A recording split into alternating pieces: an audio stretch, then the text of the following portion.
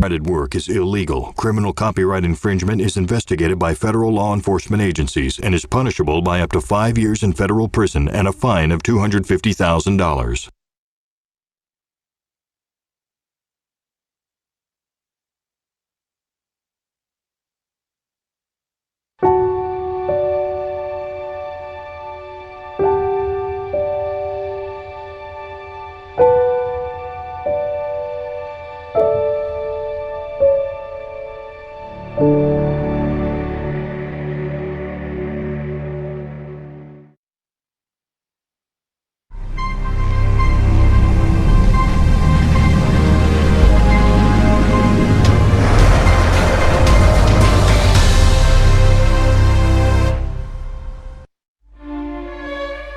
The king has returned, and with him the memories of greatness.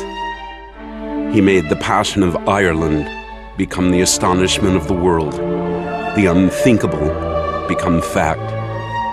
He carried the heart of Dublin with him and made every fight vicarious for his countrymen, all for one and one for all, turning his punches into statements and any lingering doubts into sources of wonderment. That just maybe there really was a connection to something higher.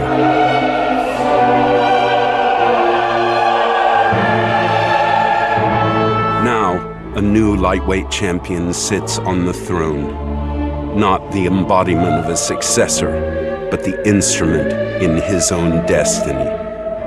A punishing force from Dagestan who has spent his whole life waiting for the moment he can truly begin his reign by ripping apart the clover piece by piece and tearing into the UFC's most famous body of work. Simply put, a man consumed with the idea of redirecting history. I'm a wanted man. The King of Kings. Tonight, in the most anticipated fight in UFC history, the megastar, a two-division champion who personifies the heart of fighting, is back to confront the greatest juggernaut the lightweight division has ever known, who has never lost a fight, period. This is how it should be. The best against the best. Everything right there for the taking. Legacy, greatness, destiny. Will it be Dagestan or Dublin? The wrestler or the sublime striker? A dream restored or hell unleashed? Will it be what is, or will it be what has always been? There's a simple way to find out who truly belongs on the throne. Lock the door behind them and let them fight, for there can only be one king. It's UFC 229, Khabib versus McGregor, and it starts right now.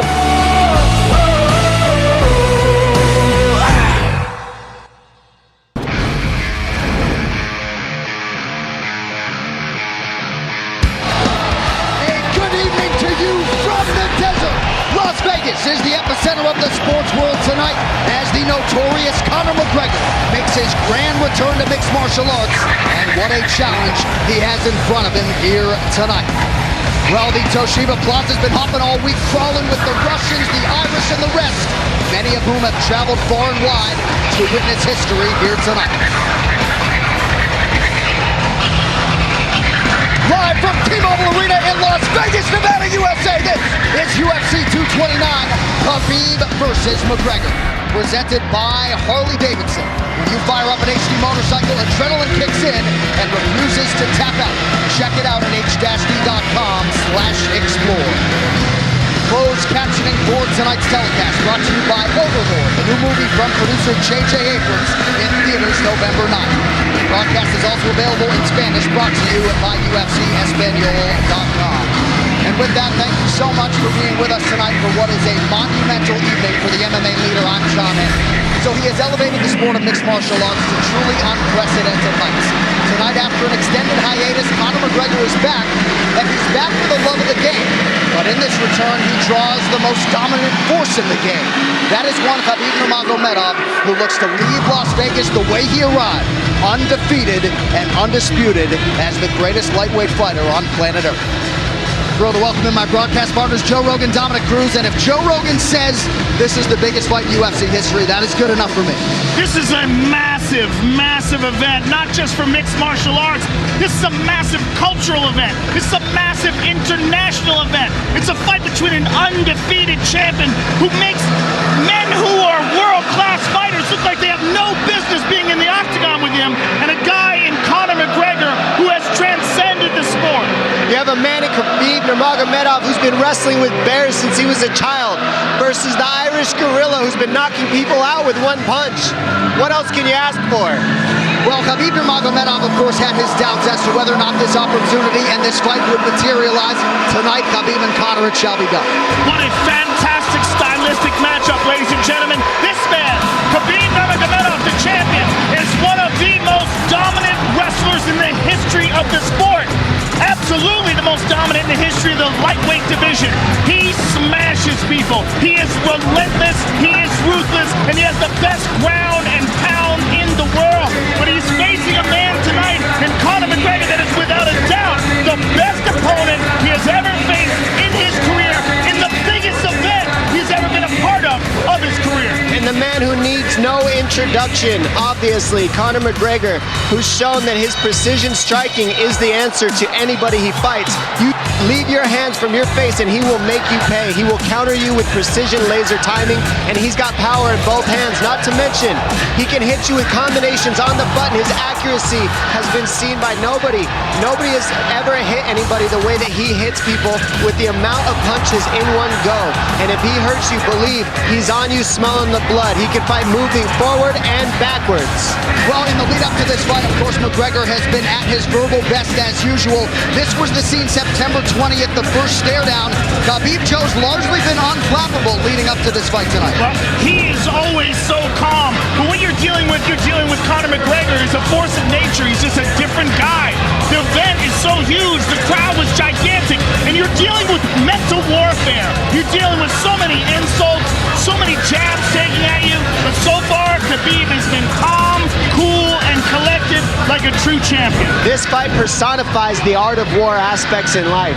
If you are going to try to get into somebody's head, you need to watch this fight and see how both of these men deal with it. Well, the hype will give way to the action shortly. UFC 229 is presented in high definition by The Walking Dead. Rick Grimes' final episodes begin tomorrow night, only on AMC. We are honored to have you with us tonight on pay-per-view. Here now, a look at what's coming up. The rest of the fight card is brought to you by EA Sports UFC 3. Get up to 50% off, including exclusive in-game content with the new limited-time UFC 3 Notorious Edition. Available on Xbox One and PS4 until October 16th. So a likely title eliminator in the heavyweight division coming your way tonight. Houston, Texas has got a contender. He is the Black Beast, Derek Lewis. And with 9 UFC knockouts already to his credit, a 10th here tonight could result in Lewis's first crack at the belt. Of course, looking to stake his claim to a title shot, the towering Russian Alexander Volkov. He knocked out former champ Fabricio Verdum in a main event back in March. And tonight, in yet another high-profile spot, Drago will look to tame the beast. In the light heavyweight division, Ovince St. Preux is set for his 18th UFC appearance. The former Tennessee Volunteer has been an absolute workhorse for the UFC, and with finishes in each of his last 4 wins, Vince has some definite momentum on his side here tonight. But that said, he will enter as the betting underdog against the unbeaten 28-year-old Dominic Reyes. Reyes is a cerebral fighter and a versatile finisher. He has lived up to the hype and then some in getting off to a 3-0 start here in the Big Show. Tonight, Reyes will look to maximize this pay-per-view showcase. These locker room shots are brought to you by P3, the official protein snack of UFC. Well, a touch overshadowed tonight as he makes his much-anticipated return is the former UFC interim lightweight champion, Tony Ferguson. His training output is truly the stuff of legends. And with his 10-fight winning streak still in tow, El Cucu is hungry to resume his quest for undisputed UFC greatness. A man who has been at the top of the pack before. Enter Milwaukee's best, Anthony Showtime Pettis. This man is revitalized. He has returned to the form that saw him realize a UFC championship 5 years ago. And Showtime is no stranger to the brightest of lights. And he can vault right back into contention with an upset of Ferguson tonight in Las Vegas. The rules of the Octagon are sponsored by Soul Calibur 6. Bring more than your fists to the fight. Available on October 19th for PlayStation 4, Xbox One, and PC. Soul Calibur 6. Pre-order your copy today. 3 judges score the fight. The bout duration is 3 5-minute rounds, but for championship fights and all UFC main events, we go 5 5-minute rounds. A 10-point must-scoring system is in effect. The round winner gets 10 points, his or her opponent 9 or fewer, and scoring is based on effective striking and grappling, followed by aggression, and then octagon control in that order. Also of note tonight, the Nevada State Athletic Commission has yet to adopt the newer set of unified rules for MMA. Old rules still in effect tonight. We will, though, have the benefit of instant replay. That is only to look at a fight-ending sequence, so once replay is used, that particular fight cannot be restarted. All competing athletes have been made aware. What an atmosphere at T-Mobile Arena tonight. These crowd shots brought to you by AutoZone. Get in the zone, AutoZone. All right, the table is now set for our biggest show of 2018. Let us get to it. Well, few women have more world-class experience than Felice Herrig and Michelle Waterson tonight. A high-profile opportunity for them to put it to good use and head home a bona fide contender. Veteran strawweights Michelle Waterson and Felice Herrig have built their resumes the old-fashioned way by facing the best of the best. Tonight, the two will finally meet on the greatest proving ground in the sport. I train for this, I'm prepared for this, and I do train very hard. So I am very prepared. I'm prepared for a war, and I embrace it. I'm excited to fight Felice. Her and I have been on this journey for a very long time, and it's about time that we meet in the octagon. Initially known for her stellar kickboxing game, Felice Herrig has evolved over the years into a dangerous threat everywhere an MMA fight can go. And with wins in 4 of her last 5 bouts, Lil Bulldog is proving she's on the verge of a title run. It's okay if Michelle underestimates me. It's okay if Michelle is confident. At the end of the night, the better woman is going to win, and I believe that woman is me. A former Invicta FC champion at 105 pounds, Michelle Waterson returned to strawweight in 2015, and the results have been strong to quite strong. Submission wins over Angela Magana and Paige Van Zandt, and a big decision win over Courtney Casey, all serving to establish the Karate Hottie as one of the division's best. Felice is in for the best, most prepared Michelle Waterson the world has ever seen.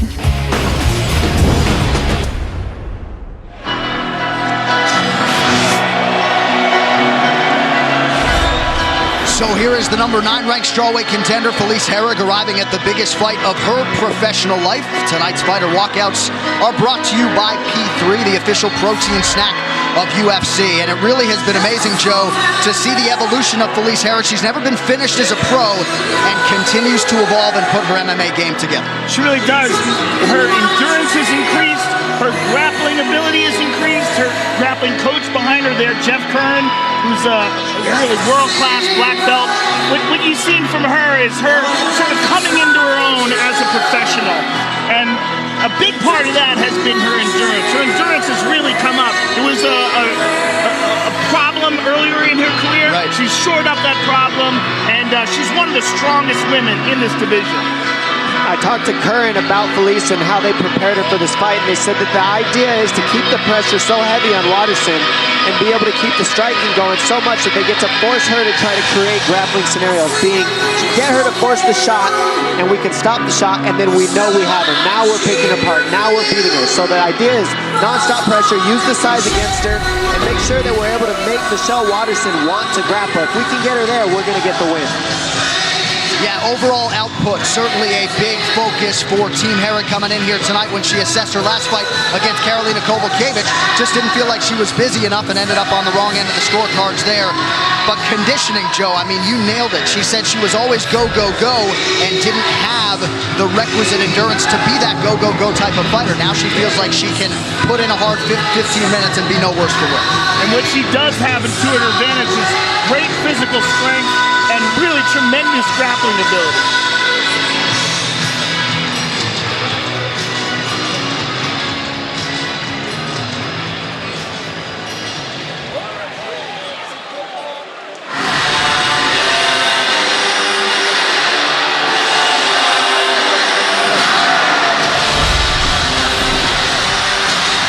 So here is the mixed martial artist known as the Karate Hottie, 8th ranked Michelle Waterson, arriving at her 6th UFC appearance here tonight.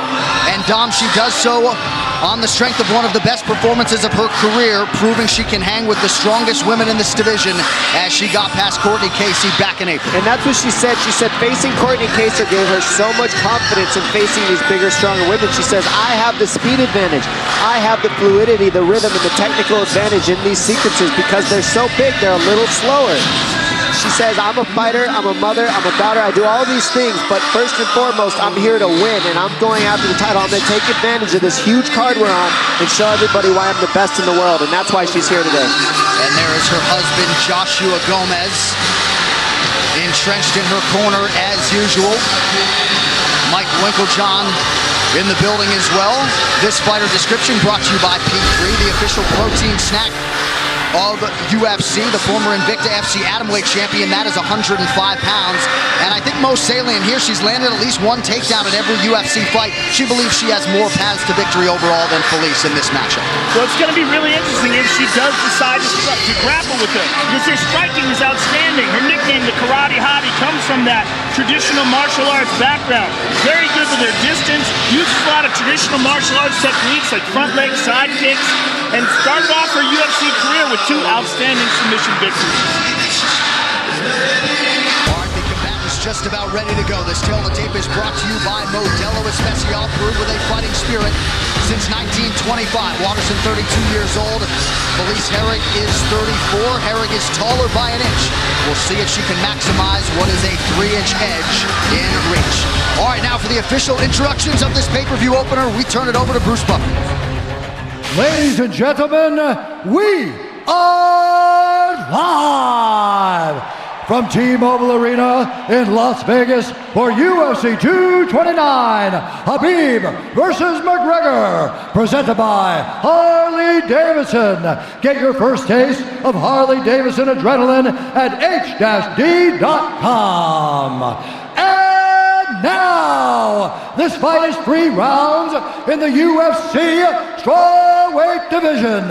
Introducing first, fighting out of the blue corner, a mixed martial artist holding a professional record, 14 wins, 7 losses. She stands 5 feet 4 inches tall, weighing in at 115 and 1/2 pounds. Fighting out of Crystal Lake, Illinois, presenting the number 9 strawweight rated contender in the world, Felice Little Bulldog Herrig. And now introducing her opponent, fighting out of the red corner, a mixed martial artist holding a professional record, 15 wins, 6 losses. She stands 5 feet 3 inches tall, weighing in at 115 pounds.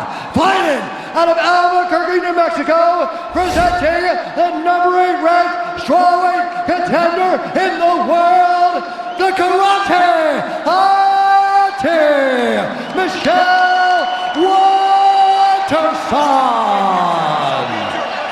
And when the action begins, our referee in charge, Jason Herzog.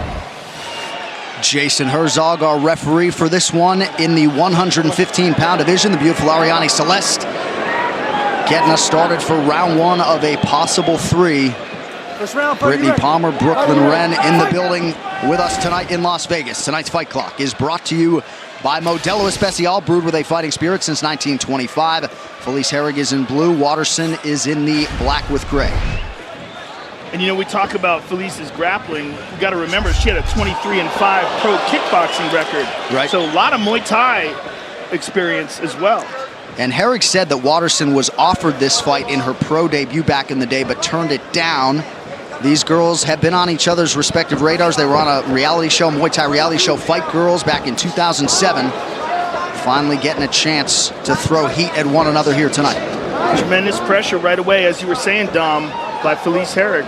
And the question is, how often does a fighter fight running backwards, moving backwards? I don't want to say running because Michelle Waterson's being technical with her movement, but the more you move backwards, you know, Muhammad Ali used to run miles and miles backwards to prepare his body for that type of fight because he always fought moving back. So Felice Herrig, is this pressure going to wear on Waterson as the fight moves on? That's a question that we got to see. And there you see that front leg side kick we were talking about from Waterson. She will utilize that as well as the front leg roundhouse kick. And she does it very quick.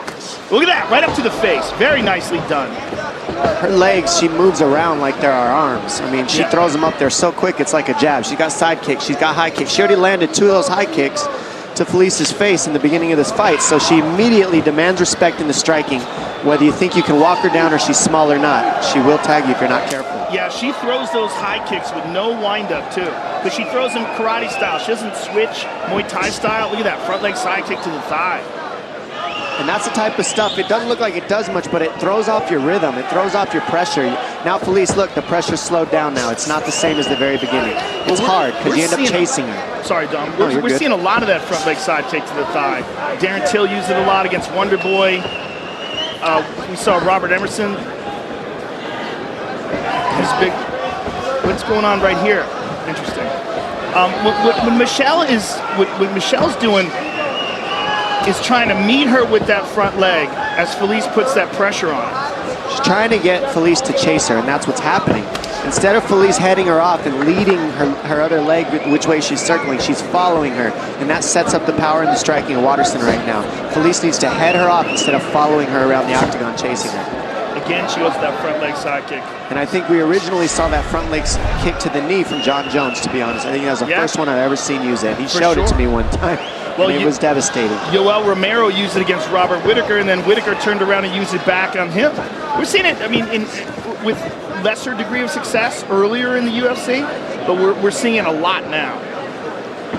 You see the confidence just pouring out of Michelle Waterson. A picture of focus here during fight week. She's really trying to maximize these 4 or 5 prime years, built a home gym that she called her sanctuary. Off to a pretty good start here tonight. Less than 2 minutes now to go round 1. Dom, it's interesting how those techniques just, once one person finds success with it, you see it over and over again. And Felice with the clinch here. Watch the headlock. This is where Michelle Waterson hits a lot of her headlocks. And this is something Waterson trained a lot for. Felice habitually goes to these body locks. And with double underhooks, you're asking for it. So let's see. Felice Herrig got her against the fence, so that takes away the hips for the headlock. So that's the good news. But this is where Waterson has gotten a lot of her takedowns. She's pretty comfortable here. So Felice needs to be careful with her head position and the underhooks and not overcommit to the positioning.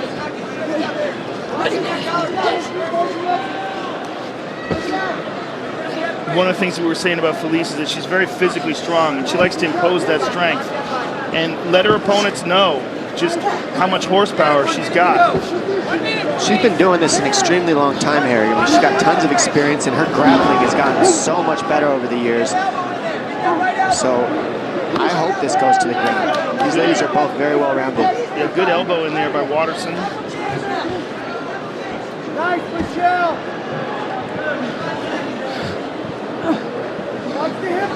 Herrig showing off a strength advantage here early.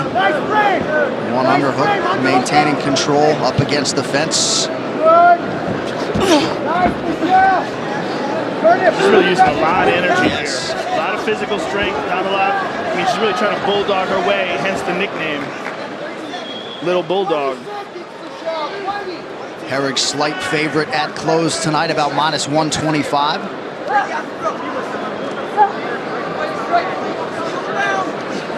People generally aren't that comfortable when somebody has double underhooks on them, but Watterson, really good balance, strong core, and she's able to not give up a takedown there, which is surprising. Good knee to the neck there by Watterson. Good shot off the clinch. Yep, nice stick by Watterson at the end of the round. Tonight's Corner Cam is brought to you by Body Armor. Switch to Body Armor, the official sports drink of UFC. More natural, more electrolytes, better sports drink. Grab yours at participating Speedway stores. Good big rest for me. Good. Outside all day long with distractions. All day long. You feel it? All day long, Hunter. She wants to get you back on that clinch in the cage. She's pulling hard. Left kick. So if you start throwing that straight down the pipe, you'll be fine. But if you fake it and she flicks that high kick, then I want you closing that gap faster. She's not going to be able to reset and throw a second kick, okay?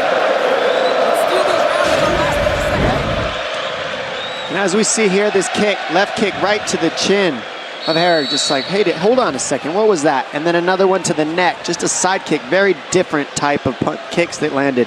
And a big right and a left by Herrig, and she gets straight into the clinch and controls her on the fence there. She showed her strength, Herrig, at the end of that round.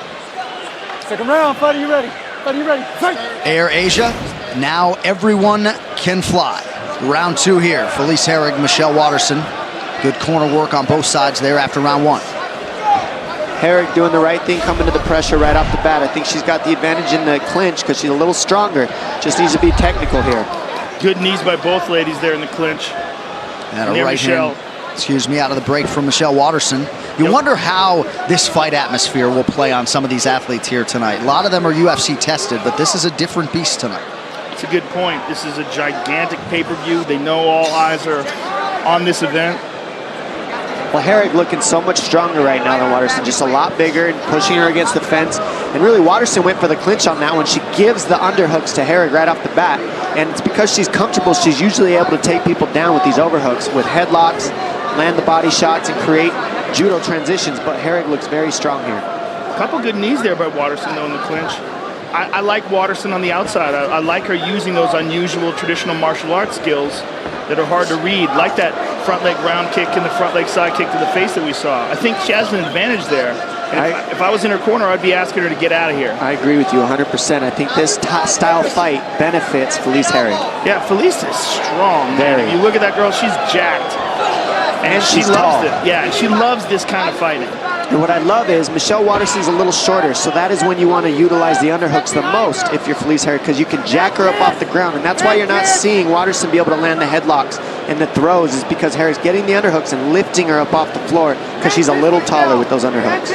So Jeff Curran's idea of this fight was have Felice use this kind of style, force some sort of a clinch takedown situation. They think she will shine in the grappling if it goes to the ground. That's what he was saying, yes. The game plan seems to be going. That was a nice elbow there by Watterson now. Yeah, she keeps going back to the well with those elbows, particularly out of the break. 3 minutes. Over and out to go in round 2. And there's that round kick again. Man. That kick is powerful. She's slick with it too. She needs to keep throwing it. Oh, very nice. Look at that. Michelle Watterson. There's the throw she's been looking for the whole time, and she does it with overhooks. Big shots by Watterson. Very nice. So the tide has turned a little bit here midway through round 2. We'll see what Watterson can do with Herrig on her back. And this is where Watterson has shined. She gets the takedown, and then it somewhat just seems to frustrate the females as she fights, and she beats them up on the top very well. She's got good top pressure, and she makes good decisions in the grappling exchanges. Good elbow there, and I like how she keeps that forearm on Felice's neck. Keeps her uncomfortable. Felice needs to create some space, get her feet maybe on the hips of Watterson. Watterson's too high up towards her head, so she's going to be able to keep her down, that pressure. 2 minutes to go in round 2. Watterson has now secured a takedown against all 6 of her UFC opponents.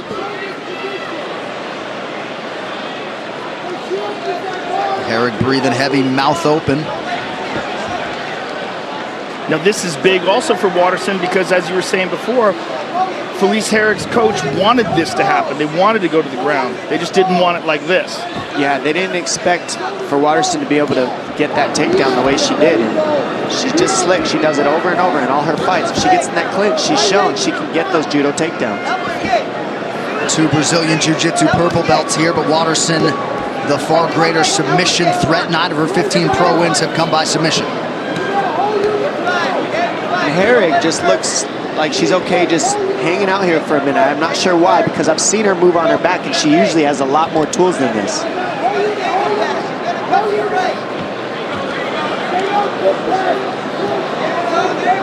Well, she's posturing up now. Full guard now. Better position for Herrig, but not a lot of time to work. Herrig controlling posture here, perhaps just trying to survive and move on to that third and final round. Waterson has stayed pretty busy here inside the guard. Waterson's got her smashed up against the cage.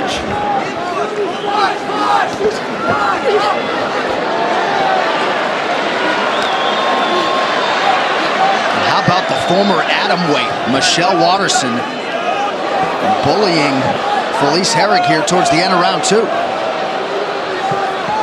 Almost put herself into a triangle situation, spotted it at the last second. Waterson got that right hand in there.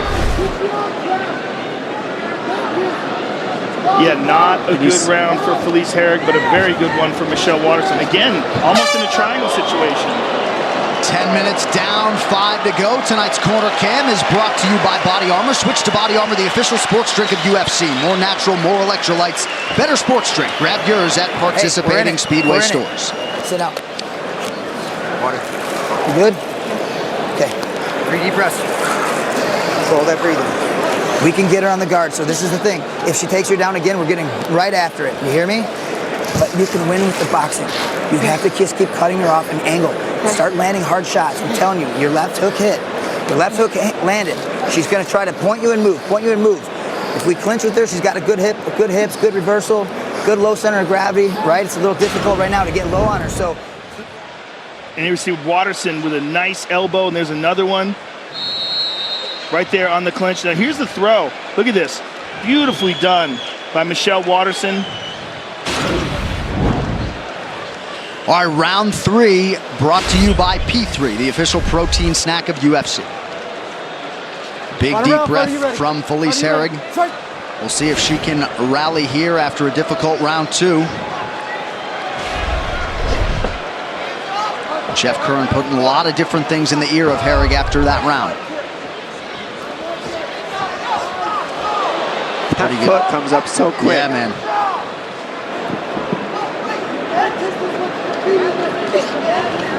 Spent a lot of time up against the fence in this fight. Oh, there's that left hook. It looks like Curran was able to get in the head of Herrig pretty well, because that was a different type of strikes that she just went for right there. That was everything she had. She knows she's down, I think. And Herrig's doing a good job trying to get this done. She's not out of this fight yet. Waterson again with that sideways karate stance. And look at this, looks for the clinch. Oh, lines up on her back. Immediately tries to go to an armbar though. And it was really good timing on that takedown. Just didn't finish it quite perfectly. That was beautiful. Yeah. Nasty elbows from the bottom by Waterson. That might be cutting her.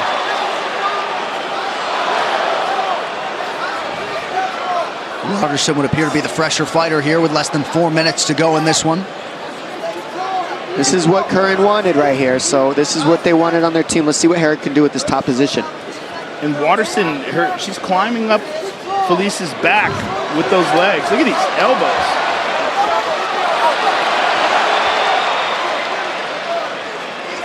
Another elbow for good measure from the karate hottie. 3.5 minutes now to go. Well, Michelle Waterson's doing so well. She's keeping the feet on the hips, and when Herrig goes to come up towards her head to get the feet off her hips, she switches to an armbar, tries to roll over the top, and then goes back to the elbows to the top of the head. I mean, she's just non-stop working here, even though she's on her back, and it can create space for her if she utilizes it correctly. And these are good elbows, too. Right, her ground strikes are far more effective than Herrig's are raining down from the top. Well, you see the feet on the hips is causing problems for Herrig because Herrig's trying to squeeze. She needs to pass, twist her hips, get the feet off the hips, off of her hips. Waterson can't keep her feet there. Otherwise, Herrig's not going to be able to hold her down. Well, this strawweight division far and away the deepest among the women in the UFC. Not a lot of margin for error. A huge 3 minutes here. Omoplata. She's switching over to a shoulder lock, turning it over in front of her face. Very flexible. I mean, crazy flexibility there. Nice job by Herrig, excuse me. Yeah, she didn't go all the way through with that. Would benefit Herrig to pass, I think. Then she wouldn't need so many elbows. Maybe go to half guard, maybe try at least side mount something. But sitting in this guard is giving Waterson the opportunity to put the feet on the hips and elbow her. And Waterson is doing a great job of slicing across. And you heard Jason Herzog just say to Felice Herrig, you gotta work when you're on top. She wasn't, thus the stand-up. Nice defense by Herrig. She put her head to the outside and almost tried like a switch type of deal. Very interesting defense. Under 2 minutes now to decide this one. Number 8 versus number 9 in the strawweight division.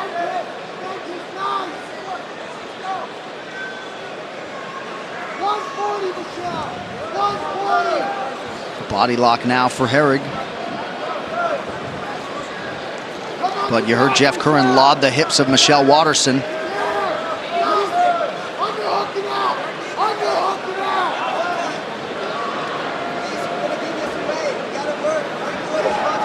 Nice knee up the middle by Waterson.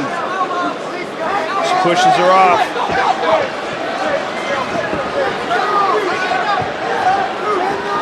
Waterson circling away from that power left of Herrig. Felice works the body now. There's that front leg side kick to the thigh again. Pretty good response here from Herrig in this third and final round. Under a minute now to go.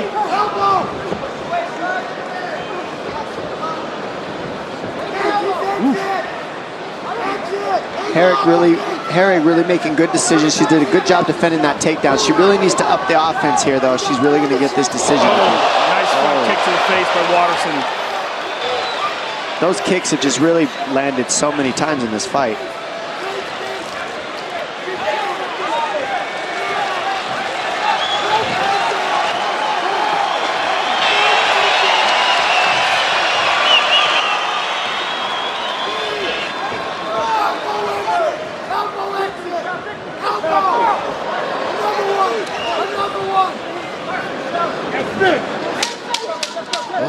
Knee to the body lands for Waterson here down the stretch.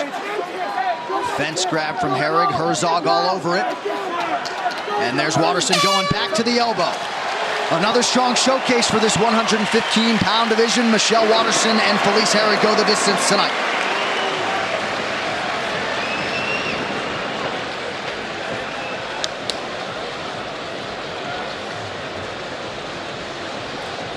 Checking the nose of Felice Herrig.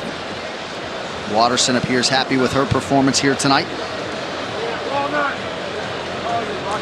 This fight replay is brought to you by Nemiroff, bold character since 1872. Herrig times the right hand and she gets countered with a side kick to the jaw and then an elbow on almost all the breaks. Lots of good knees, but those elbows on the breaks really kept landing. Herrig did a great job with the double underhooks, but on this one she gets her hips taken and taken down, and a good takedown attempt by Waterson, countered by Felice Herrig to grind out that top position. Waterson non-stop was throwing the elbows, keeping the feet on the hips, staying very active from her back, and another huge teep kick to the face by Waterson. Try to get Herrig off of her. I mean, these ladies let it all hang out. Awesome fight by them. All right, these fighter stats brought to you by San Manuel Casino. With the most slots on the West Coast, visit sanmanuel.com for all thrill details. So you see tightly contested, at least in terms of these significant strikes in all 3 rounds. Big second round for Michelle Waterson. Did she do enough here tonight to make it 2 consecutive wins? Very close fight. Hard to judge. The official decision brought to you by Metro PCS, now Metro by T-Mobile. Discover the smarter way to get unlimited and see what's new on October 8th. With that official decision, here is Bruce Buffer. Ladies and gentlemen, after 3 rounds, we go to the judges' scorecards for a decision. The judges score the contest 30-26, 29-28, and 30-27 for the winner by unanimous decision, the Karate Ate, Michelle Waterson.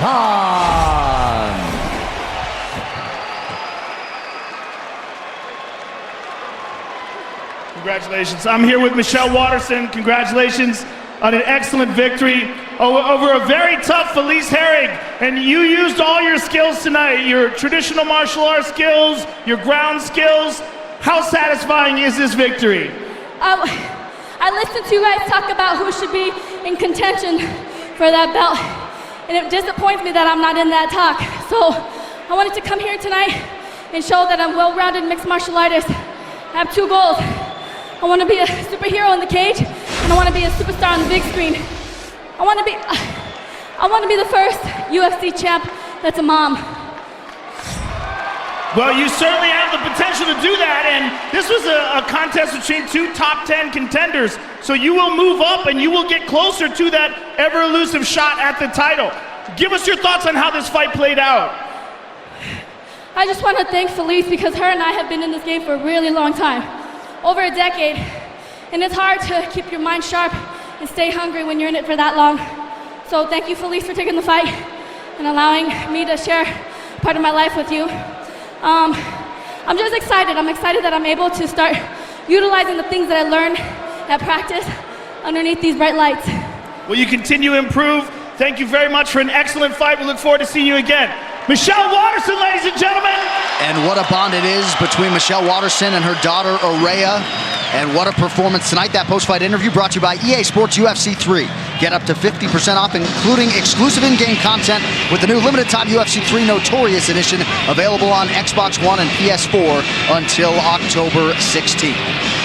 The unauthorized reproduction or distribution of this copyright work is illegal and punishable. William Hill sponsors BT Sports coverage of UFC.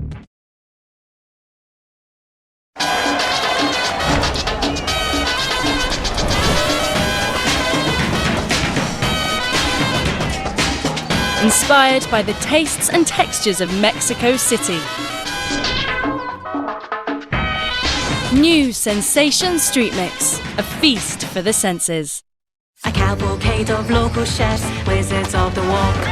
I here to practice alchemy with fish and chicken stock. Download the Just Eat app or order online now.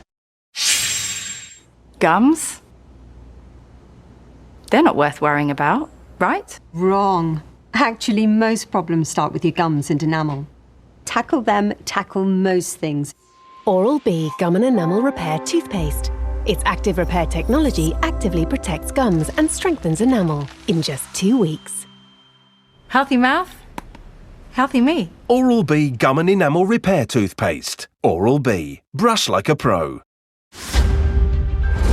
Where we begin does not define who we will become.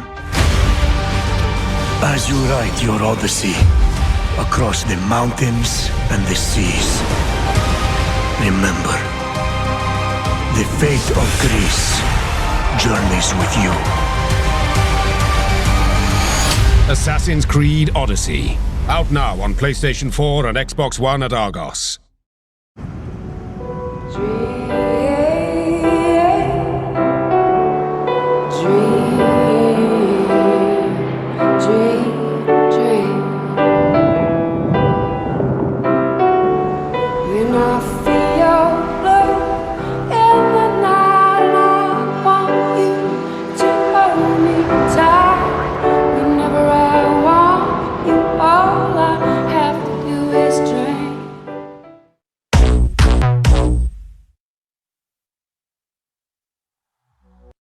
William Hill sponsors BT Sports coverage of UFC.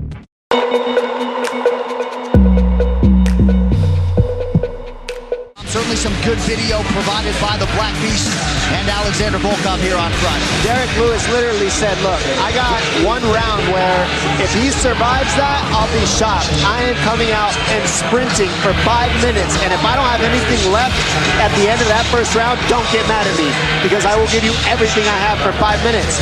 That's just the way it is. Those were his literal words at the press conference. And as we see here, these guys are ready to go. And for Derek Lewis, his last performance against Francis Ngannou left a little bit to be desired. You know, the judges aren't always needed for the big boys. The Black Beast would like to keep them out of the equation here tonight. And with each passing UFC win, Alexander Volkov continues to evolve and impress. If he can keep it going here against Derek Lewis, it may just land Drago a shot at the heavyweight title. When top 5 heavyweight contenders Derek Lewis and Alexander Volkov meet in the octagon tonight, the stage is set for perhaps the division's most important non-championship clash of 2018. with the winner expected to have a solid case to challenge for the title next year. I believe this fight right here does have the potential to be fight of the night because I will be pushing the pace going forward and trying to finish this guy. Дерек Льюис отличный вызов для меня, потому что он так же, как и я, ударник, и мы оба можем продемонстрировать отличное выступление сегодня вечером. In a history-making year for Russian MMA, Moscow's Alexander Volkov certainly did his part with a performance-of-the-night knockout of Fabricio Verdum back in March. Now Drago will attempt to add another chapter to his story by scoring his 7th consecutive win, this one over Derek Lewis. Моя главная цель в UFC – это пояс, и этот бой на один шаг приблизит меня к титульному поединку. Among the most popular fighters in any division, it's a given that Texas knockout artist Derek Lewis will bring the fans along with him wherever he goes. But should he earn his 12th UFC win tonight, the Black Beast might just have the body of work that pushes him to the top of the heap and a crack at heavyweight supremacy. I'm always going for the knockout, and I'm very confident that I could get him out of there in the first round.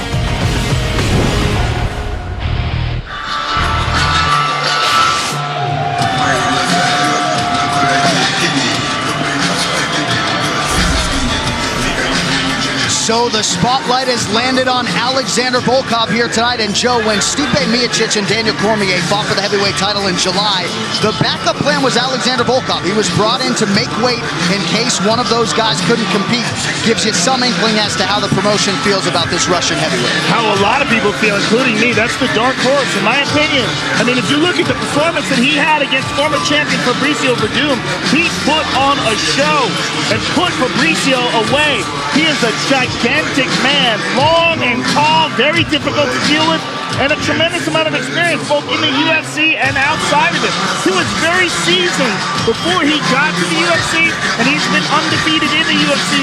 But of course, his most impressive performances against the 7-foot-tall Stefan Struve, and then of course against Fabricio Verdum in his last fight. Those are two huge victories. What I like about Volkov is look at his size, look at his stature, and he never gets tired. He focuses on his conditioning. I've seen him go fight after fight, and he does, right when you think he's starting to get tired, it's like he gets a second wind and just starts throwing knees up the middle, elbows, everything you can think of. This guy comes in shape, and he's got the body and the strength behind it. And he just said he just earned his brown belt. You haven't even seen his ground game yet, so I'm very interested to see what if he decides to take it down. What can he do to somebody like Derek Lewis on his back? And what about those knees with Derek Lewis leaning over the top of his lead leg the way that he does? Can he land those? Can he see a counter there? I'm very interested in the stature of this guy and see how he shows up against a brawler like Derek Lewis. Volkov, former 3-time Pancration champ of Moscow, M1 global heavyweight champ back in 2016. He could be one win away from a shot at that elusive UFC heavyweight gold.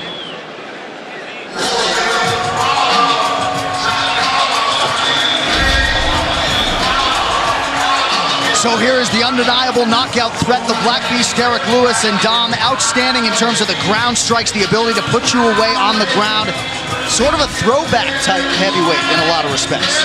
Yeah, I mean, this guy is the culmination of just brawling at its finest. He has so much confidence in his hands. And as you see here, I mean, when he connects, he puts you out. It's not a TKO. He's sleeping you. You're going night-night. It's over. And he has so much confidence because he's done it time and time again. However, he did hurt his back. L4, L5. This guy is fighting with herniated disc in his back. That's how tough he is. He's willing to go out here, lay the body on the line, put this performance, and show up. I wonder, though, how much will that back injury hold him up in this fight? He said, I have one round that's all I need. I will finish him in the first round. He said, I don't care if I get tired or not. I'm coming to finish in one. Yeah, he's had notorious back problems in the past. Pulled out of a fight with Fabricio Verdum because of that back. But he's a wild man, and he's definitely a wild card. And the guy has hammers. He throws some serious bombs, and if they land, Volkov could be in trouble. And I gotta tell you, he's got the best Instagram page out of any mixed martial arts guy. His Instagram page is hilarious. If there's a crazy video on the internet and you're looking for it, go to Derek Lewis's Instagram. He's got it on there until it gets pulled off the internet. Right, until they pull it down. The Black Beast has touched down inside the octagon. Alexander Volkov, the challenge tonight. This tale of the tape brought to you by Modelo Especial. Brewed with a fighting spirit since 1925. Derek Lewis, 33 years old. Alexander Volkov will be 30 later this month. Volkov, the taller man by 4 inches. Slightly less pronounced in the reach department, where Volkov will have a 1-inch advantage. All right, now for the particulars. Back inside to the venerable Bruce Buffer. Ladies and gentlemen, this fight is 3 rounds in the UFC heavyweight division. Introducing first, fighting out of the blue corner, a mixed martial artist holding a professional record. 30 wins, 6 losses. He stands 6 feet 7 inches tall, weighing in at 251 pounds. Fighting out of Moscow, Russia, presenting the number 5 ranked heavyweight contender in the world, Alexander Drago Volkov. And now introducing his opponent, fighting out of the red corner, a brawler holding a professional record, 20 wins, 5 losses, 1 no contest. He stands 6 feet 3 inches tall, weighing in at 265 and 1/2 pounds. Fighting out of Houston, Texas, presenting the number 2 ranked heavyweight contender in the world, Derek the Black Beast Lewis. And when the action begins, our referee in charge, Herb Dean. Herb Dean, our referee for this one in the heavyweight division. Brittany Palmer, thank you very much. High stakes here for Derek Lewis and his counterpart, Alexander Volkov. Tonight's fight clock is brought to you by Modelo Especial, brewed with a fighting spirit since 1925. Lewis is in black, Alexander Volkov in gray. And that fight that Lewis had against Verdum, it was October 2017, and Derek forced to pull out just a few hours before the fight, but he's worked hard on his posture. He's stretching pre and post workout now, and feels like his back hasn't felt this good in years. We'll see if it pays dividends tonight. Well, there's been a lot of guys with back injuries, but you got to wonder what he could do to fix that, whether it's surgically or through some sort of long-term therapy, but he continues to fight. It's very difficult to train when you have that kind of an injury. Right. Almost impossible, Joe. I mean, the fact that he said it limited his training a lot, so I'm curious to see what kind of output he has even in this first round. Did you ask him what he does to supplement with it for endurance? Well, he doesn't have any supplements. He just says, I got a round that I'm going to try to take this guy out in. That's what he said. Wow. So let's see what happens here. He got tagged. Front kick to the body. He's hurt. That body shot hurt him. Volkov's all over him. The knees and the teep kick to the belly already hurt so bad. Lewis loads up, nothing doing there. Strong start for Drago. He's not going to go out easy, Derek Lewis. I'm not going to make this easy. Drago just shook his left hand. Oh my God. Counter right from Volkov. Huge right uppercut. Lands. Derek Lewis trying to tough it out. Something might have hurt his eye or his nose, because you don't react like that unless it lands really wrong. I'm not sure. See, his eye might be, it could be his orbital, but he's toughing it out. He don't care. Let's see what happens here. Pay attention to Volkov's left hand. He was shaking it earlier. He accidentally poked him. Stop. Good sportsmanship by Volkov to even say that. Yeah. He could have kept going. Nobody would have known. Volkov's pointing to his mouth, though. What? He's saying that he fish hooked him. You ready to fight? He's saying something. Why are you stopping the fight? It's okay. It's time to fight. I'm not exactly sure what he's saying. I think he was saying that Volkov was stopping it himself, but there was no eye poke. He just stopped because he thought he was poking him in the eye, and Volkov could have kept going. Yeah, you can lose a fight for calling timeout. Yep. Yeah. 2 minutes have gone by. Volkov goes high with the kick, nothing doing. I may be mistaken, but I felt like he was pointing towards his mouth, saying that Derek Lewis like reached into his mouth or something. I don't know, though. That was confusing. He's already landed some big shots to the body of Lewis, and he keeps going to the body with those punches and teep kicks. And I'm being told there was no eye poke, so Herb Dean largely did his job there. Volkov switching up the footwork here early. Well, I'm sure the truck will isolate it. Wow, what a crazy looking takedown he attempted. Derek Lewis has had a penchant for fighting well, or at least surviving well off of his back in his UFC tenure. Trying to control posture here. Just over 2 minutes to go in our opening round. Lewis uses that underhook to get back up to his feet. Keep those hands tight. Oh, that's the hand that he said he needed to land, and there it is. He only needs one of those. Yeah, that's what makes Derek Lewis so fun to watch. Hammers. Oh, big takedown. So the high amplitude takedown here from Alexander Volkov. Let's see what he can do with it. Short elbows.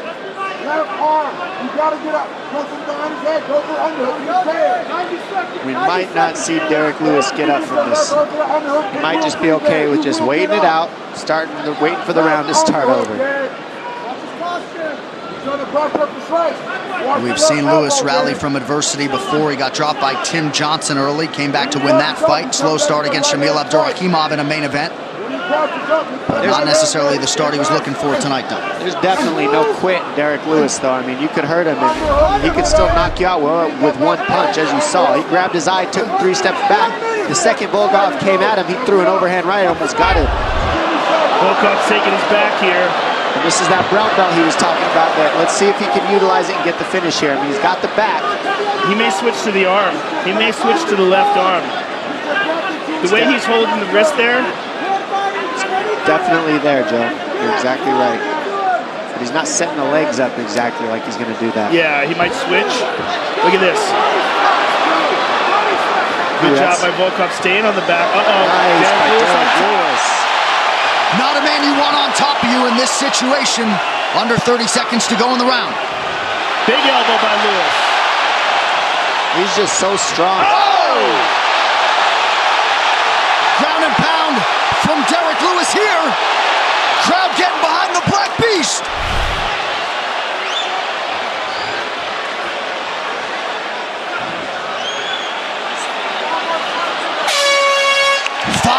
Minutes in the can. Tonight's Corner Can is brought to you by Body Armor. Switch to Body Armor, the official sports drink of UFC. More natural, more electrolytes, better sports drink. Grab yours at participating Speedway stores. Bob Perez, take it away.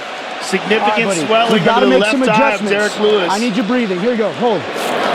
All right, you're fighting in Volkov range. I need you fighting in Derek Lewis range. You have to stay inside of his kicking range, buddy. He's going to keep attacking the belly, okay? So we have to close that gap.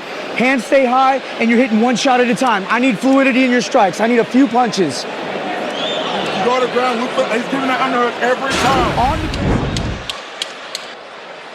Big punch lands, and as we saw, Volkov is the one who actually stops, but there was no eye poke. That was just the glove straight into the eye. And we saw here a big punch, and then he goes straight to the gut, and that hurt Derek Lewis. But how about the toughness? I mean, he came back. He did not quit.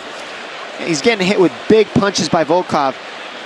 Gets put down a couple times, and then a nice takedown from a trip, double underhook, body lock trip here.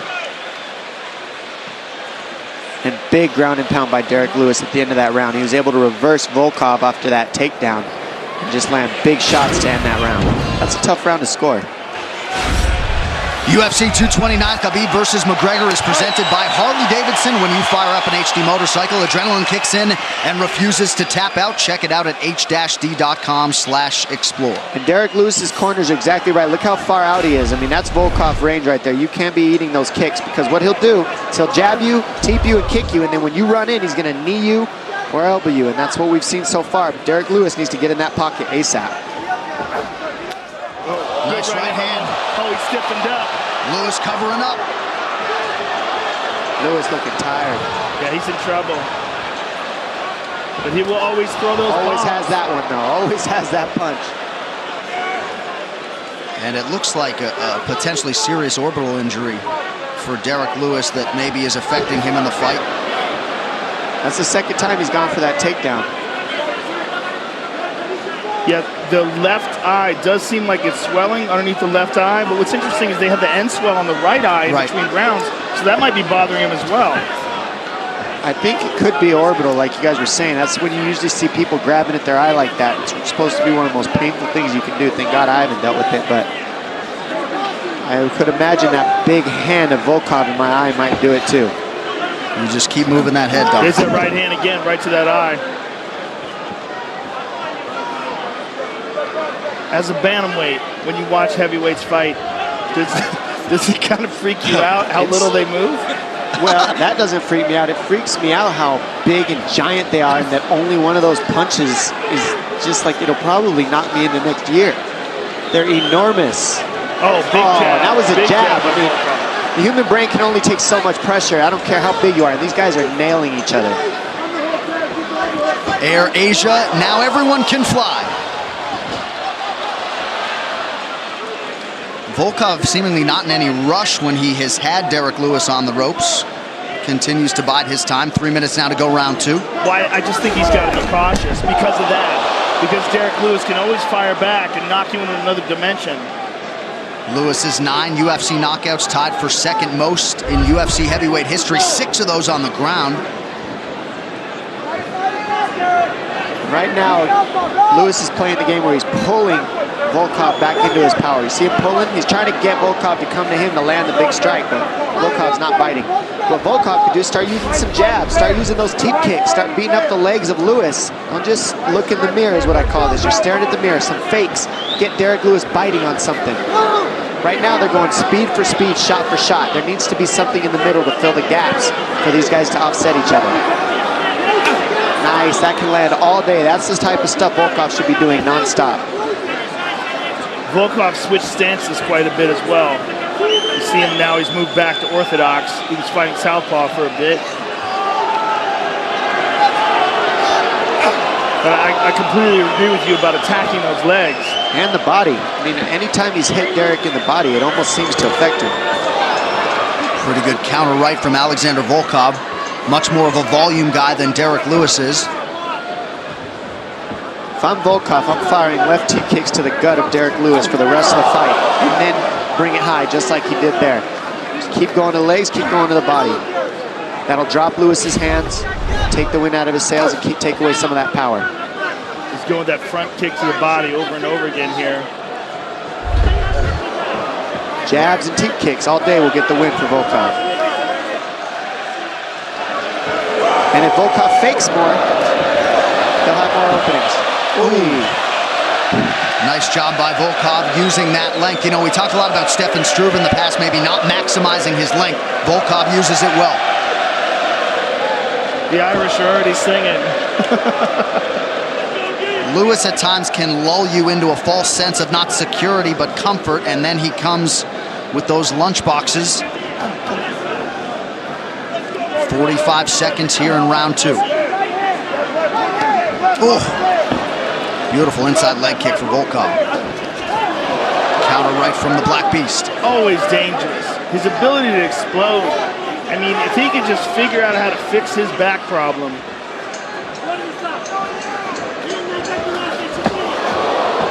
Goodness, he's throwing that from the hip and it's still landing. Comes that left high, yep. Uppercut lost the mouthpiece. Volkov lost his mouthpiece. I don't know if Herb Dean has seen it. He's seeing it. He's going to pick it up. You put it in. You put it in, bro. Huh? Yeah, you put it in. I don't think he knew it was his mouthpiece. Oh, wow. So that is the end of round 2. Tonight's Corner Cam brought to you by Body Armor. Switch to Body Armor, the official sports drink of UFC. More natural, more electrolytes, better sports drink. Grab yours at participating Speedway stores. I need you to breathe for me, and I need you to listen like you never listened before, buddy. We are down 2 rounds, most important fight of your life. I need you to turn this up. You're just backing up, letting him play his range. He keeps attacking the belly. Close that gap. We have 0 to lose at this point. We're down 2. Kill or be killed. I need to finish this fight.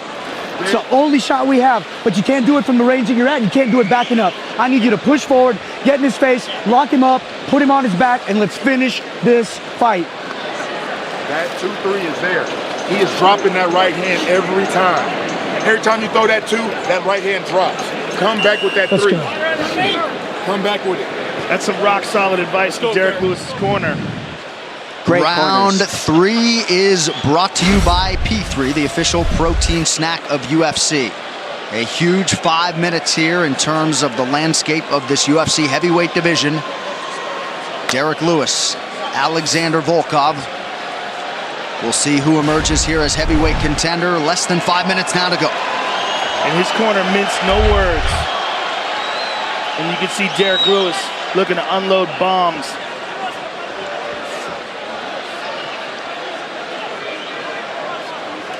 Man, fakes, feints would go a long way with these giant gentlemen. Well, we saw some earlier from Volkov. We're just not seeing much anymore. You see how they're just staring and then going. So there's no break in rhythm, there's no timing. It's just like, all right, when you go, I'll be faster than you. No, I'll hit harder than you. He's giving them a little. There it goes. That's what he needs more of, those. And then teep kicks. Maybe go to the legs a little bit. Lewis playing the pull game. It's the third time he's tried that takedown, and you fake the single and you step around. It's not high percentage takedown, but it does work in transition. But from the outside like that, not very utilized, I would say. Volkov going southpaw here. He wasn't going to engage Lewis there on the ground. Under 4 minutes to go.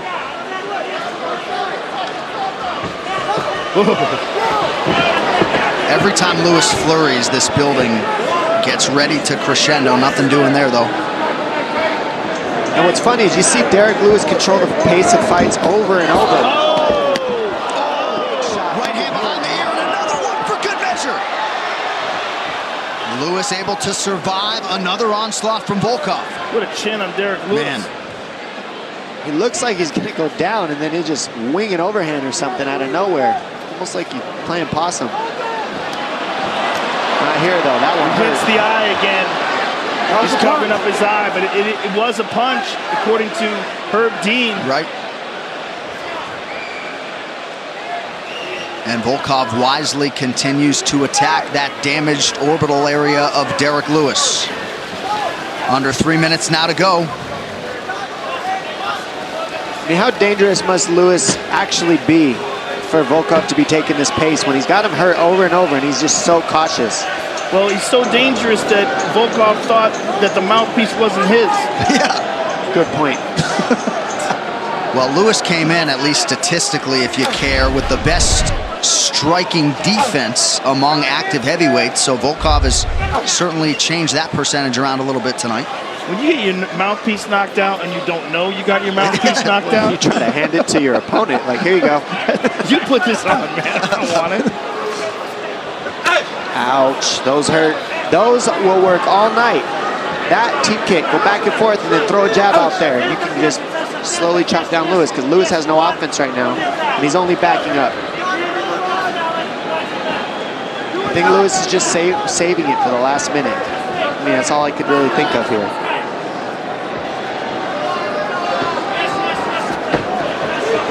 Well, he's just wading in, isn't he? Yep. He's trying to pull Volkov, but Volkov won't throw anything. He's just kind of waiting for him because he knows Lewis is looking to counter him. So he's just playing the waiting game back and forth. It's counter for counter with these two gentlemen. 90 seconds to go. Oh. Watch those fingers. Nice kick to the body. And again. Those are going to keep landing all night if he keeps throwing it. And that's what Lewis has to do right there. You can't stay at kick range. This is what he needs to do, and he's been waiting for the last minute here. As you can see, he's pressuring now. But if you're not going to be eating those kicks and those jabs, you got to keep going, and you got to keep pressuring. You got to keep Volkov on his heels. That's a big right from Derek Lewis. See how much the Black Beast has left in the tank, and if he can rally here down the stretch. I mean, he just eats stuff and looks at you. He doesn't even care. Yeah, he just kind of wobbles. Oh, goodness. He wobbles and then looks for a hammer.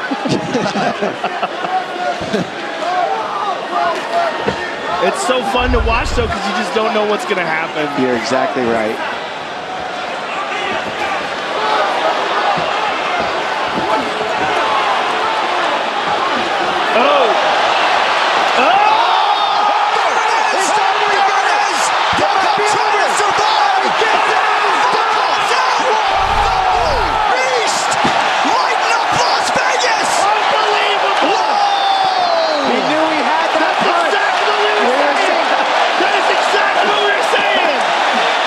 So hard. Incredible finish. not know what happened. Volkov still getting his wits about him. They help him to his feet. The Black Beast has done it. Goodness. Unbelievable. Where's Daniel Cormier at? Wow. Derek Lewis. Unbelievable. It really is, though. It truly, really is. It's crazy. Unfreaking believable. He's crazy. He does not care. He'll take a nap in the middle of this octagon right now with the microphone in his hand when you're interviewing power, him. That kind of power and that heart. Heart is right. He's touching his heart right there. He knows. Well, just when you thought his fan base couldn't swell anymore, I present to you UFC 229. This replay brought to you by Nemiroff. Bold character since 1872. How about that visual there? And this is heavyweights, ladies and gentlemen. Boom! He waited the entire fight, a 1-2 down the middle, and then non-stop, disgusting ground and pound. Jab, overhand right, bam! On the money, folded the skyscraper to the floor, and then gets pounded into rubble on the ground. Bam! I mean, you see his head just fold back like a Pez dispenser as his mouthpiece falls out again. Insane power by Derek Lewis. This man knows he had to tough it out and knew if he landed, it would be over, and he proved it. Look at that ground and pound. It's all over. He has that break your face open type of power, and with respect to Cain Velasquez and everybody else, there may be no more dangerous ground striker at present in this heavyweight division than Derek Lewis. Well, I don't know. Just the amount of power that he has in that core and the way that he throws his punches is insane. I think he just took his pants off in the octagon. That's a new one for me. Look at that. I don't know why he did that, but he did do it. All right, the official decision is brought to you by Metro He just doesn't care. PCS. Now Metro by T-Mobile. Discover the smarter way to get unlimited and see what's new on October 8th. So Derek Lewis came in number 2 in the world. What a win for him tonight. Bruce Buffer to make it official. Ladies and gentlemen, referee Herb Dean has called a stop to this contest at 4 minutes, 49 seconds of the 3rd round, declaring the winner by knockout, Derek the Black Beast Lewis.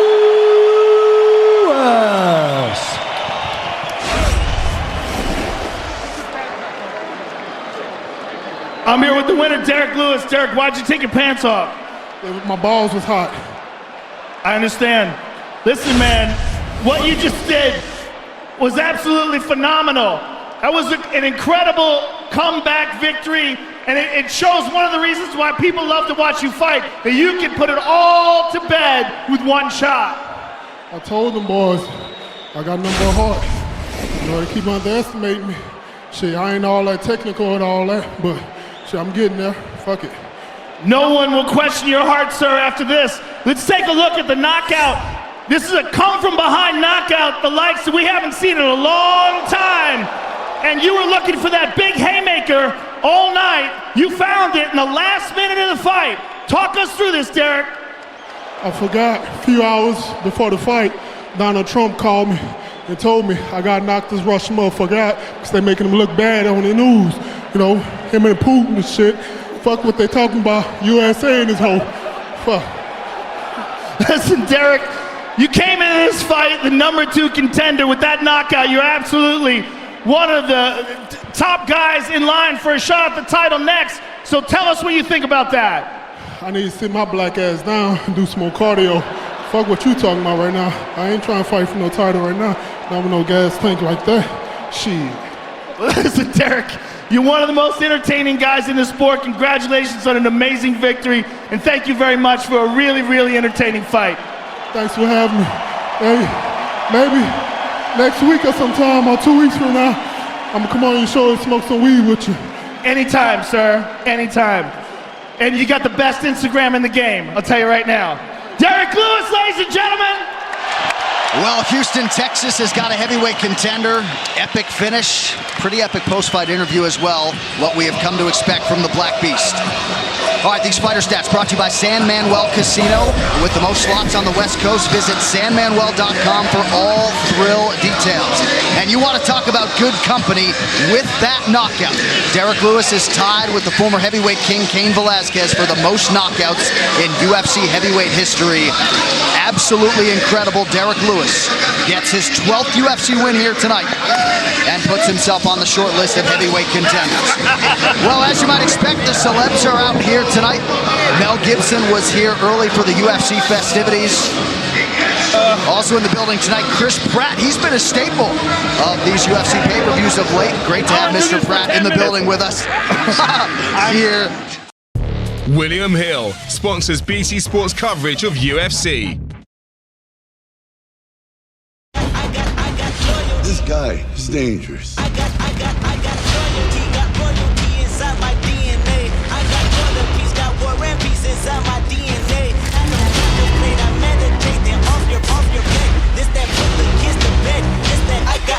Creed 2 in cinemas November 30.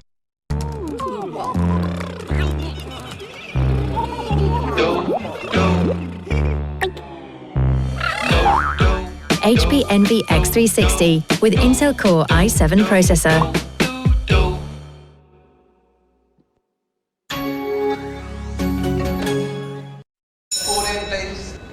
I've got some tweets to answer. Nothing annoys me more than Claudia Winkleman's fringe.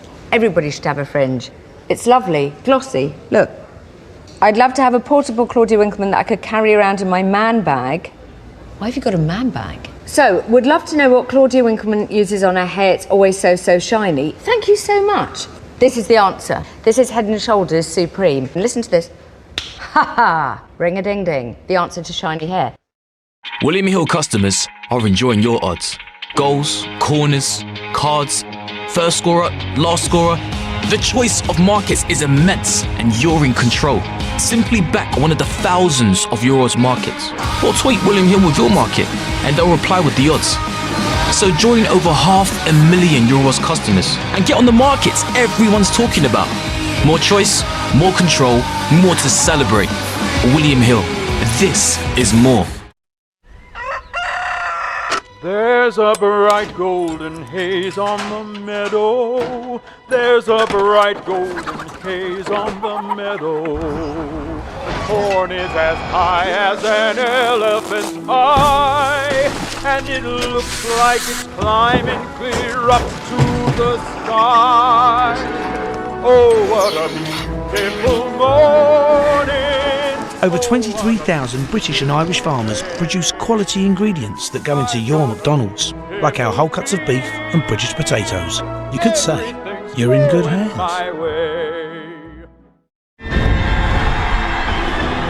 Legendary player, enthusiastic fan. We have a lot to roll up our sleeves on. Take a bow.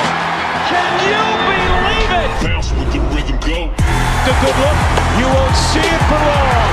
They're on their feet here. So are we. Oh, nice catch. Oh, what a play by the second baseman. Bounce with the rhythm, go.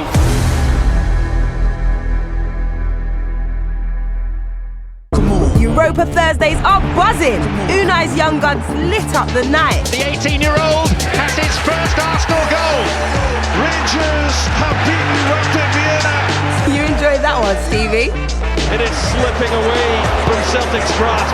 Forget that game, boys. You still got time. And the Blues. Willian with a lovely flick on a fantastic finish. Well, they're in cruise control. UEFA Europa League. Every match live and exclusive on BT Sport.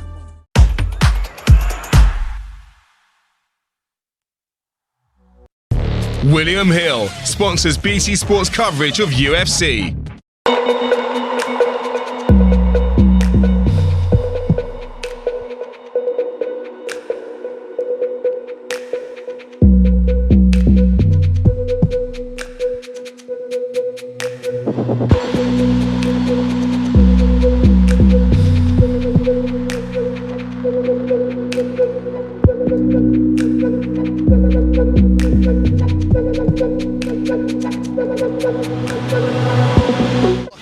different by the end of the month. You've got Volkan Oezdemir and Anthony Lionheart-Smith. That's a main event October 27th. Tonight, number 7, Ovince St. Preux, facing 12th ranked Dominic Reyes in the division in which they are all still chasing Daniel Cormier. Tonight's crowd shots are brought to you by AutoZone. Get in the zone, AutoZone. All right, the 205-pounders are ready to go. Without further delay, let us get to them. Ovince St. Preux has been there. He has done that tonight. He will try to be the first man to solve the puzzle. That is oncoming light heavyweight force, Dominic the Devastator Reyes. Once just a raw talent, but now a seasoned veteran of the sport, Ovince St. Preux knows what it's like to be the star on the rise. And tonight, he will attempt to halt the undeniable momentum built up by talented light heavyweight riser, Dominic Reyes. Tonight I'm fighting OSP. It's going to be a great fight. It's going to be a slugfest. Make sure you guys don't blink. Definitely excited about fighting Dominic tonight. You know, he's a finisher, I'm a finisher, and he like giving the crowd a show, and I like to give the crowd a show too. Like his opponent tonight, Dominic Reyes used to star on the gridiron. But the Californian found his true home in mixed martial arts, where his perfect pro record boasts finishes of Joachim Christensen, Jeremy Kimball, and Jared Cannonier, all of them in his first 3 trips to the octagon. I'm different than anyone OSP has ever faced before because I'm a true athlete. I'm the most athletic guy in the light heavyweight division, and when I move, it's a blur. So he's going to have to keep up with this blur. Ovince St. Preux's UFC career hasn't always been smooth, but after finishes of Corey Anderson and Tyson Pedro in his last 2 wins, the Tennessee product has shown that his experience has caught up with the talent, all serving to make him one of the most dangerous men in the weight class. My game plan is you hit me, I'm going to hit you harder. So if I hit you harder, more than likely you're not going to wake up.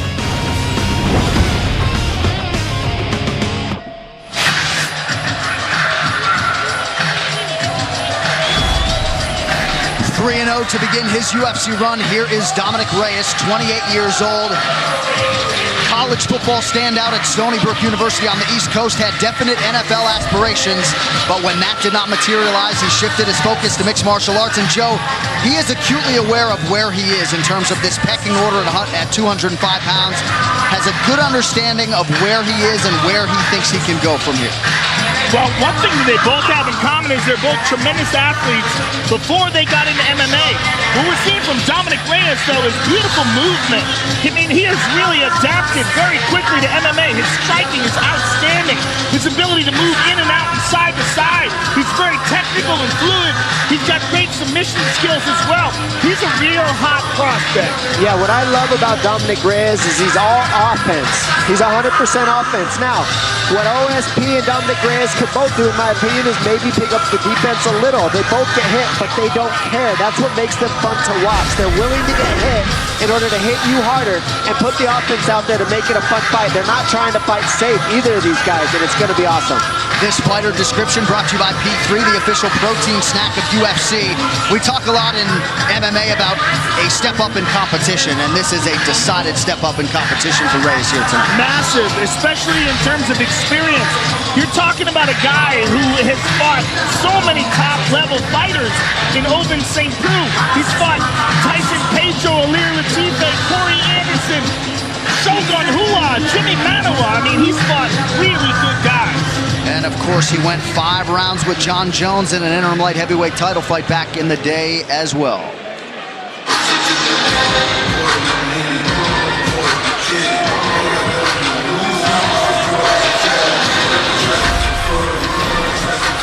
Well, since Ovince St. Preux, Dom, made his UFC debut in 2013, no light heavyweight has won more UFC fights than Vince. 11 UFC wins, and he comes in with a lot of momentum here tonight, trying to make it 5 wins in his last 6. Yeah, he says that he's better at adapting to styles than Dominic Reyes. And he says that this is my 19th fight in the UFC. I started out this thing. I knock people out. I know where I'm at. I know I belong here. Reyes is still trying to figure that out. Says, I believe I have the advantage on the ground. And you know what? We don't know yet. We haven't seen Dominic Reyes even be forced to grapple yet. So can OSP create those types of exchanges? And if he does, how can he do against Dominic Reyes? Because we've seen him submit various people with various different submissions. Well, Dominic has that one victory over Jeremy Kimball in the UFC. UFC with a rear naked choke, but you're right. He prefers to strike. And in terms of experience, there's no competition. As you said, John Jones, he went 5 rounds with John Jones, OSP did. He fought Glover Teixeira. I mean, again, fought Shogun Rua. He's fought a lot of really high-level guys. And we just saw Derek Lewis rally through adversity. That has been a staple of the UFC run of Ovince St. Preux. He has produced wins when he was really up against it during those fights. He has fought with injuries and somehow persevered. His 9 UFC finishes, tied with Chuck Liddell and one John Jones for tops all time in this 205-pound division. This is a guy who is all across the light heavyweight record books and still believes at 35 years old that his best days could be ahead of him. Tricky guy to prepare for, the king of the Von Flue choke. This is a fighter that brings a whole lot to the table. Yeah, and as he said, the thing that these two men both have in common is that they were both substantial athletes before they ever got involved in MMA.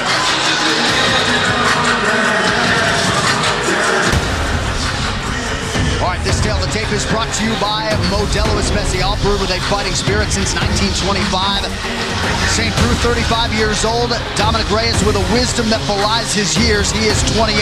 Reyes, the slightly taller man, but St. Preux is long as hell. He'll have the 3-inch reach advantage here tonight. All right, for the introductions now, back inside to Bruce Buffer. Ladies and gentlemen, this fight is 3 rounds in the UFC light heavyweight division. Introducing first, fighting out of the blue corner, a mixed martial artist holding an undefeated professional record.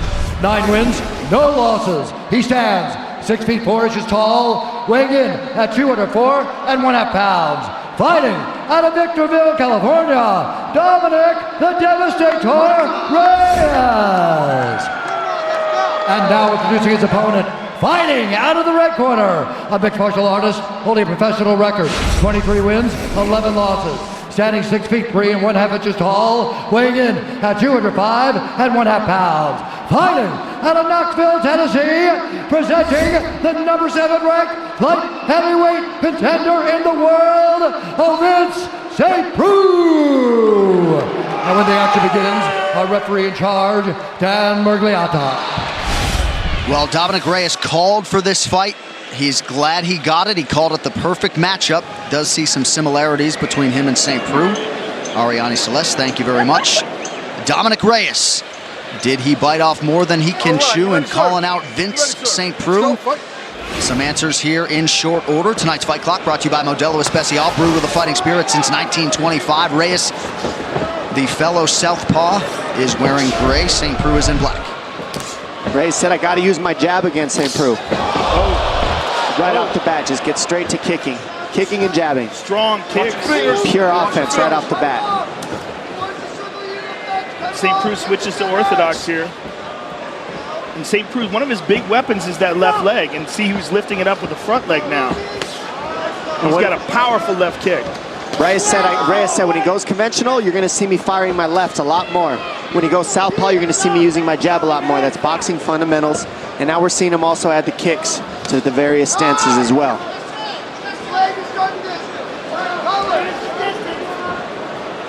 Reyes did take second at the 2015 IBJJF Worlds as a blue belt, but really acknowledged that he doesn't have the combat experience of his light heavyweight contemporaries.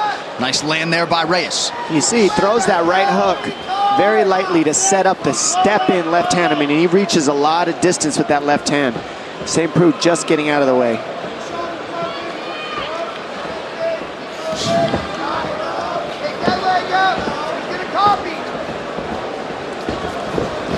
UFC veteran Joe Stevenson, the longtime chief corner of Dominic Reyes.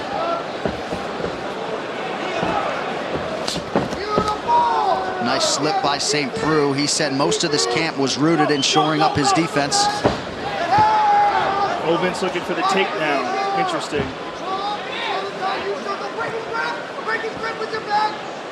The only guy in the UFC to have 2 Von Flue chokes. Actually has 3. Oh, that's right. He does have 3. Gato Kami. Which is crazy. Oh, it's got to be. We got to change the name. He's got 1, yeah. The fact that we're seeing OSP try these shots tells me that he's not very comfortable on his feet right now.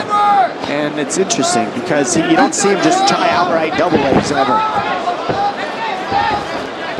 Takedown attempt again. Reyes showing very good takedown defense.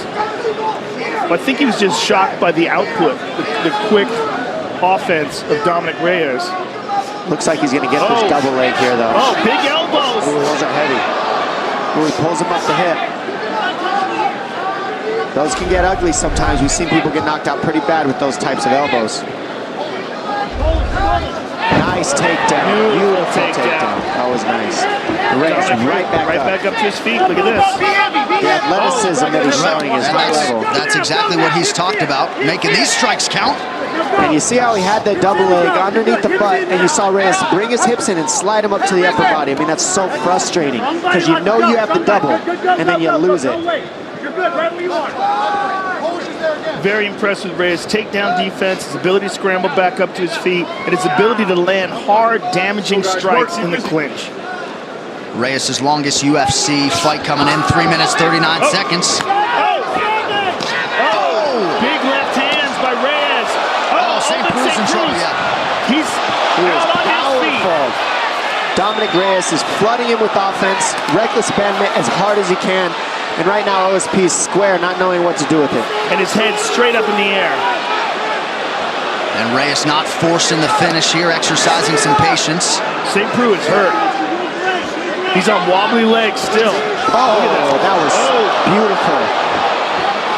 I mean, he's being tricky too, Reyes. He knows St. Preux's waiting for something, so he's putting two moves together to offset OSP and Reyes. 1 minute to go here, round one. He is letting him off the hook, though. I think he's being patient because OSP is dangerous. And you got to remember, when guys are up against the fence, that's like putting, locking somebody in a corner. That's when they're the most dangerous. And with the power that OSP has, you got to be cautious. Domination on the feet from Reyes. Right hook over the top. Oh, and there OSP fires back. Oh, goodness. He's mixing it up so well. And the power that you're hearing, I mean, when those shots are blocked, they're loud. Beautiful leg kick. Really buckled the leg of OSP there. You're just using so many different strikes and keeping OSP thinking nonstop. St. Preux put on a poker face, but that low kick did not feel good. That can't feel good either. You see him going low to the leg and then high, and then St. Preux's like, hold on a second. St. Preux may make it out of the round. Looks very awkward here. He's just trying to figure it out. Reyes coming with non-stop offense. So Reyes will see a second round for the first time in his UFC run.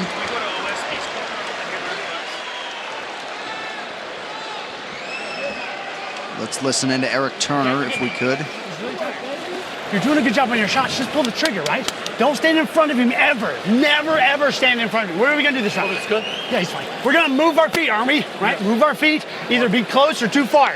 But none of that in the range, right? Right now we're saying right in his range. If we're going to stand there, pop, pop, pop, pop, pop. You understand? What are we going to do this round, okay? Yeah. You're good from the over-under. Attack them. Yeah. Put yourself in position. Dominic Reyes putting on a show. Let's look at these big elbows from the clinch. Hard elbows. Travis Brown style. And look at this left hand over the top. Boom, right hand behind it. Just pure domination by Dominic Reyes. Caught him with the end of the toes with that. Look at all those shots. And how tough is OSP, though, honestly. Well, that's been a staple of St. Preux's career, that he's been a hard man to break. This is a guy who's headlined for the UFC 5 times. So durable, so strong, always active. OSP is no joke. And interesting that he goes back to orthodox stance. I wonder why he feels more comfortable there. Well, that's his natural stance, and I think that Dominic Reyes is so efficient that he needs to be comfortable with his defense in that defensive stance. Remember, when you switch stance, you have one stance and you have better defense. I think OSP's defense is better conventional. That's interesting because certainly his most potent weapon standing up is either his left hook or his left kick. And that's offense. Air Asia. Now everyone can fly. Look for Reyes to fire more left hands in this round.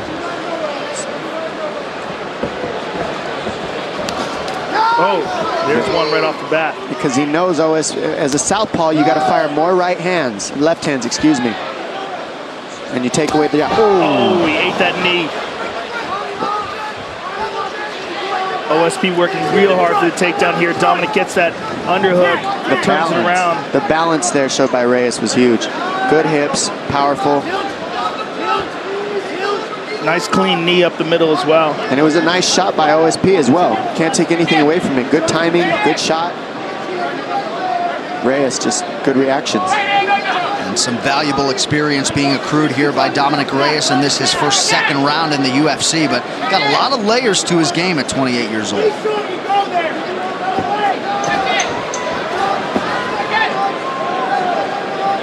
Now this is where guys can be punched in the face non-stop. It takes away the body lock because you can't squeeze if you're getting socked in the face right here. These guys are just squeezing each other, not punching in the break here.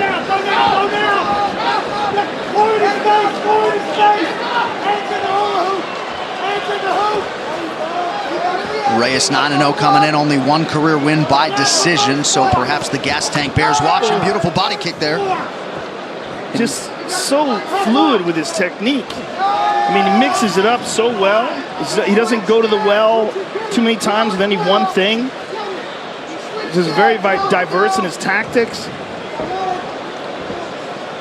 Well, and I think those that were surprised to see Reyes entrenched as a near 3-1 favorite haven't necessarily been following his career trajectory. Oh! And there you see how dangerous OSP is too. Yeah, from that southpaw stance, there's that powerful left kick. Don't forget, he's just as strong as Reyes, hits just as hard. Just right now, Reyes is putting together the trickery with the offense a little bit better than OSP so far. Yeah, he just has a more efficient and fluid offense, but OSP has dynamic power. And explosiveness. I mean, Reyes is more of a fluidity to his style. He throws 2 punches, ending with a kick. OSP explodes with power and precision from the outside, and he's also tricky too, but right now Reyes is putting combinations together to offset OSP. Significant strikes landed, 74 for Reyes, 12 for St. Preux. And we see Reyes slow down a lot though in the second round, and that's going to be a read as the fights move on for him.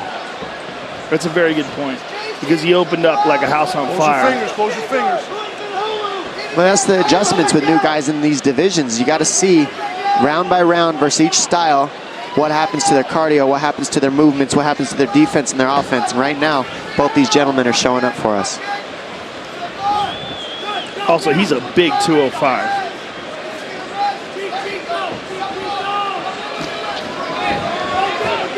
Not sure how much weight he's cutting, but that could be a... Not sure where that cut came on OSP's head. When did that happen? What's interesting is you're seeing Reyes stuff shots by just moving. He's not necessarily having even to get in the wrestling scrambles because he's just turning the corner at the right time. There's that left kick to the body again. Look at the takedown defense of Dominic Reyes. St. Preux telegraphed that right hand. Good left to the body by St. Preux. And Reyes returned it. These guys are very evenly matched.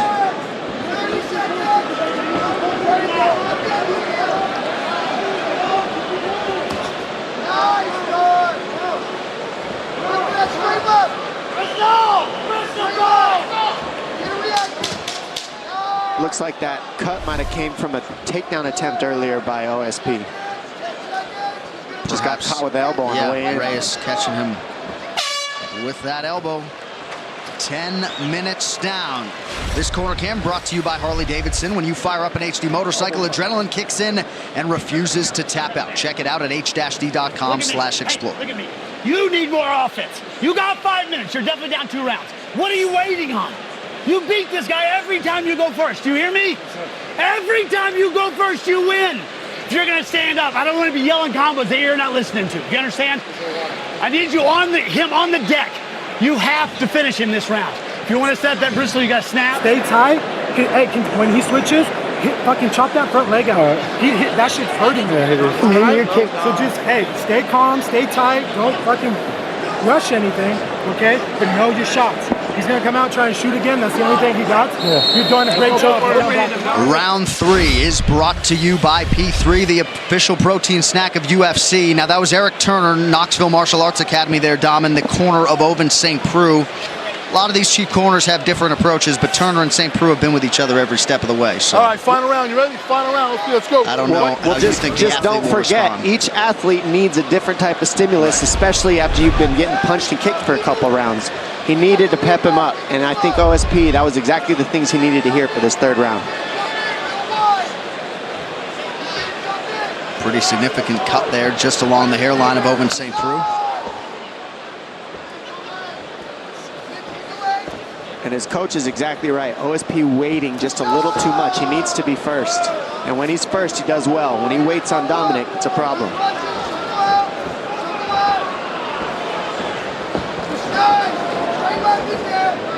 St. Preux continuing to advance. And we see Reyes listening to his corner well. Right when he switched stance, he starts beating up the lead leg. Smart, good reads. Oh, went right over the top of that left high kick. Almost clipped him. And it was pretty. That was a very nice kick.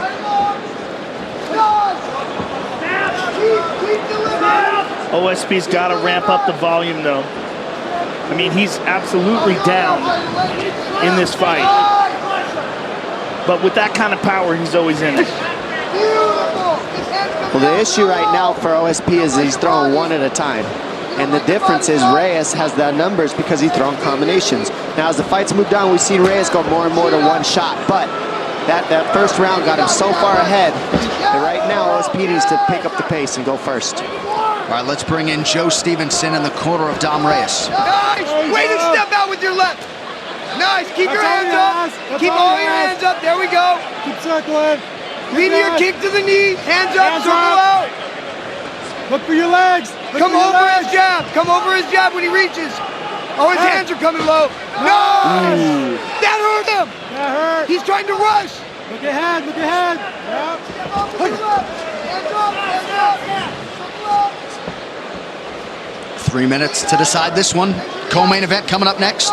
Good left hand over the top by OSP. Still one at a time. Yep. You need combinations if you're going to trick him. There it is. Ooh, that was a nice uppercut moving backwards by Dominic. Good left high.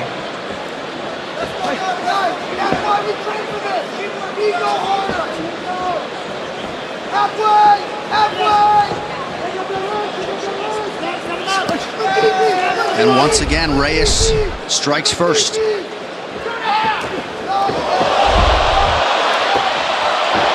St. Preux rushes forward. Reyes able to stay upright. The balance of Reyes is just very, very good. Should have been taken down there. Really should have. One thing that you really nailed, though, Dom, is that his volume decreases significantly after the first round. Now, whether that's he comes out too fast in the first round, he needs to pace himself more, or whether it's an endurance issue. I'm pretty sure it's being undefeated, relatively green, and that was a first round adrenaline dump looking round to me. But he still looked very good. And the fact that even after an adrenaline dump like that, he's still in it, going with the OSP is impressive, but he does need to fix that gap. You're right, Joe. Understands that this is the biggest fight of his career. Yep. It's a big, and he came out feeling good, looking great, well prepared, but he's absolutely slowing down a bit. But what makes it impressive is he's still listening to his corners. Look, every time OSP switches, he kicks. He's listening. He's very intelligent, very smart, but he is tired. So his brain's still working for him. He's still listening, and that means that he's got the experience he needs. Ooh. And you can fill that gap in the cardio as the fights move on. But right now, OSP's coming hard. Yeah, St. Preux starting to find his range with that left hand. Kicked high effectively as well. Man, Reyes with that beautiful left leg. Beautiful elbow. And those leg kicks are eating up OSP. Look, he went back to conventional again because he's limping a little on that right leg. And that elbow, I think, opened up another significant cut. And now he went to the inside thigh. Oh, man, he's bleeding like a stuck pig now. That's nasty. Well, that elbow is just so pretty that he threw. It was a good counter. But to be credit to OSP for never stopping, moving forward, looking for that knockout, trying to find the opening. Well, he didn't quit at all, not even for a second, especially in this third round. But Reyes showing he's slick. He's not easy to take out. He's got good defense too, but does big kick goes high. Well, that was what was interesting about this matchup in the first place. We knew OSP has no quit in him. Yes. So we knew this young undefeated prospect is going to get tested, and so far, flying colors. And these will certainly be valuable minutes for Reyes as he moves forward and moves up this light heavyweight ladder. And this does not bring down OSP's stock, in my opinion. I mean, he's looked so good in this fight. He's coming. That is it. It's over. He walked away. That's it. If St. Preux doesn't get up, What is going on here? It's not over. What is going on here? It's not over. What is going on here? So St. Preux gets back to his feet, and thereby it will go to the judges' scorecards. If he was unable to do so, it would have been a TKO at the end of round 3. That's ridiculous. That was the end of the fight. I don't understand that. What just happened? Wow, there was never a horn and there was never a whistle. So why did they stop? Dan Miragliotta was saying you got to get up, but he was walking away. Dominic Reyes was walking away like it was a knockout. Well, I did hear a horn. Looks like it is. Truck's telling me there wasn't a horn. I thought I heard a horn. I thought it was a knockout. Me too. I thought I didn't they should hear have a stopped horn. the fight. He was laying back on his back, not defending himself, eyes straight up in the sky. Dominic Reyes walked away as if it was a knockout. It seemed like one to me. I'm confused. I mean, I guess Dan Miragliotta wanted to call it himself, and since he didn't, he said, you got to get up. Let's see this again. Replay is brought to you by Nemiroff, bold character since 1872. Look at this. Boom! This is early on. Reyes with the left hand over the top. This is first round action. And here's some nasty leg kicks. Inside leg kick by Dominic Reyes. Here's a nice knee. Trying to stop the takedown. That is the first elbow that landed that caused the cut. There's another nice inside leg kick. Now here, boom, left hand. Now watch, now let's listen to this. Because look, he walks away like this fight's over.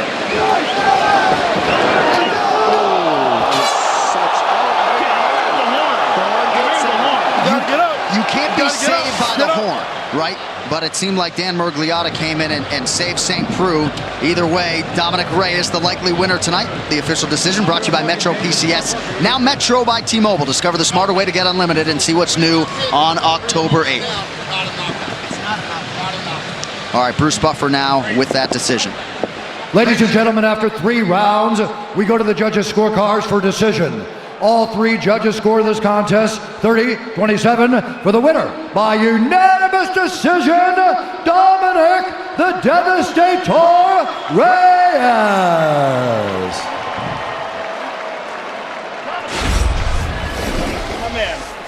First of all, congratulations, Dominic. There seemed like a little bit of confusion at the end of the fight. We thought you had knocked him out and you were walking away as if you did that. We heard the horn, but Dan Miragliotta was telling him he had to get up or they were going to stop it. It wound up being a decision. Did you feel like it was a knockout? That's a knockout. I mean, what do you guys think? I absolutely think it was a knockout. But that aside, phenomenal performance. You came into this fight 9-0 against one of the top contenders in the division, a guy who went 5 rounds with John Jones, a guy who's fought the best of the best, and you put on a show tonight. Oh yeah, it wasn't easy. All respect to Vince, you know, he's a hell of a competitor. But, you know, I prepared hard, worked my ass off. I know where I sit, and I knew I was going to get this win tonight. Well, Dominic Reyes, you came into this fight tonight a prospect. You leave a top contender. That was an absolutely impressive performance, and I think most people think it was a knockout. I hope it goes into the books as a knockout. Either way, amazing, amazing performance. Thank you very much. Thank you, sir. Hey, yeah, get me in the game, man. Come on, let's go. Get him in the game, people. Dominic Reyes, ladies and gentlemen.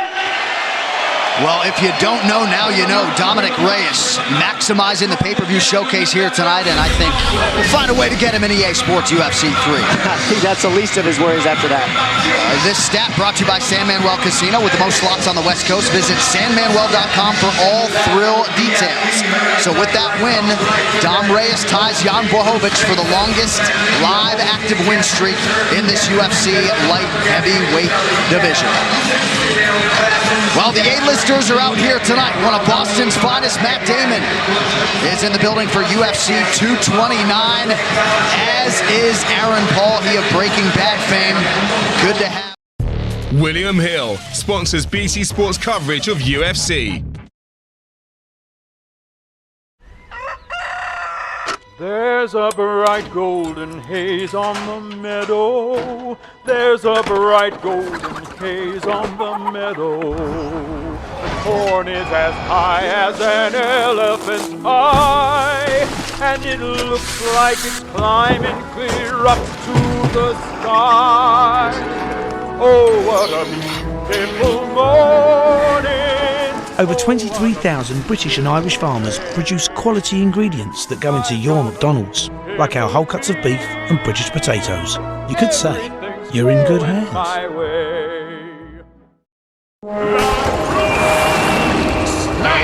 Lads, and everybody! Big game today, eh? If you like a bet, check this out. New Ladbrokes customers can get £20 in free bets when they bet £5 or more on the Liverpool-Man City game. That's wicked. No, this is wicked, mate. I fancied a walk anyway. Laters. Ladbrokes, for the betters of Britain.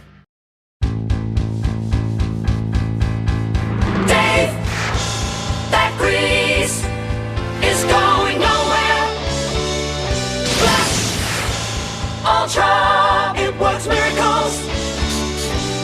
When you put Flash to the test, you'll be feeling well impressed. Crystal still now it's gone, every inch and a drop, let it go. Flash, Ultra, cleans up the impossible.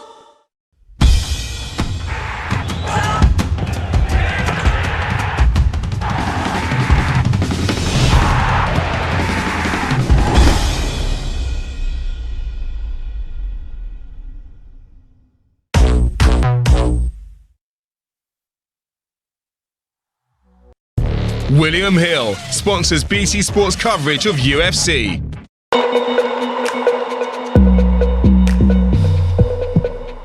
The best is yet to come. Well, embrace the chaos has been the mantra of Anthony Pettis in advance of this fight with Tony Ferguson.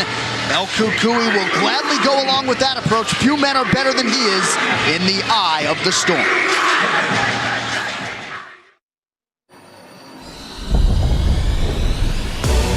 Taking this fight does show my championship mentality. I call it mental toughness. Midwest tough, West Coast savvy. Got the best of both worlds. A big win tonight is huge for my career. It's going to put me right back in line for a title shot. Now I got to go out there and not only beat this guy, I got to make it impressive. Anthony Pettis versus Tony Ferguson is a very intriguing fight. Both men are at the top of the heap in the lightweight division. Anthony Pettis has a unique combination of traditional martial arts skills along with lightning-fast submissions, particularly off of his back. Guillotine, both legs in, And he's back against one of the most creative and dangerous guys in the division in Tony Ferguson.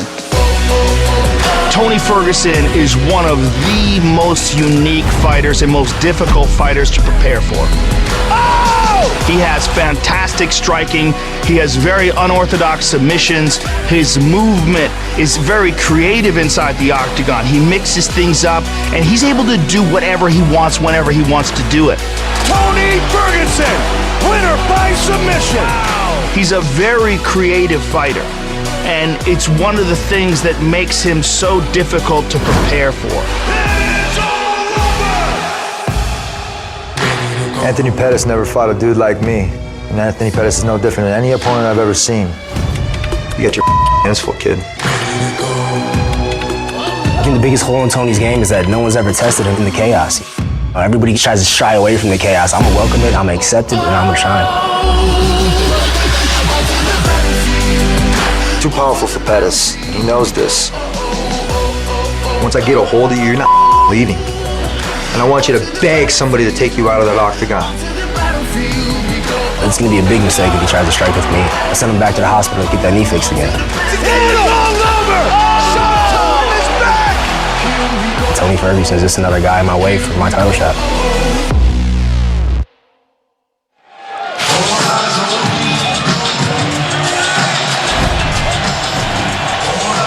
Well, his future is in the UFC Hall of Fame. His present, this massive co-main event tonight against Tony Ferguson. Here is Anthony Showtime Pettis. And Joe, he really has taken his training approach back into his own hands, trying to get back to the fighter that realized the UFC title 5 years ago. Well, he feels like he fixed something that wasn't broken. He had a style where he would throw these wild kicks and punches and if you took him down, he would submit you. And then he felt like he was out-wrestled by a few guys, so he had to change his style up and work more on his wrestling and tighten up that aspect of his game. But in doing so, he diminished some of the striking, he diminished some of the submission. Then he decided, before the Chiesa fight, I'm going to go back to the old way. Right. Wild, reckless striking. You take me down, I'm going to submit you. That's exactly what he did with Chiesa, and it feels like he's back. What we got to remember is Anthony Pettis is still only 31 years of age. Right. All right? I mean, former WEC champion, former UFC champion, has beaten some of the best in the game. Gilbert Melendez knocked out Cowboy Cerrone. When he's at his best, he's a wild, creative striker with some of the most dynamic kicks in the game. Tonight's Prep Point brought to you by Harley-Davidson. When you fire up an HD motorcycle, adrenaline kicks in and refuses to tap out. Check it out at h-d.com/explore. And Dom, he feels like his instincts and his reactions are as good as anyone's in the game, and why not lean on it, says Ben. Well, he says that comes from his mentality outside of the octagon. He said he worked on his brain outside and it fixed his mentality inside the octagon. The biggest thing that makes me excited about this fight is he said, one, I want to make this fight havoc. I want it to be chaotic, and I want to embrace it. And I said, well, that's what Tony Ferguson wants. And he says, exactly. So these two are going to meet head on head, and he's okay with that. And that's what he said in the pre-fight. You've got to be okay with the habit of Ferguson if you're going to beat him. And you got to get him in between the transitions where he has the holes in his game. He considered the decision a loss, is what he told me. So he's going for the finish, and he's going hard, like usual. 15th UFC appearance for Showtime Pettis, a plus 300 underdog at close here tonight.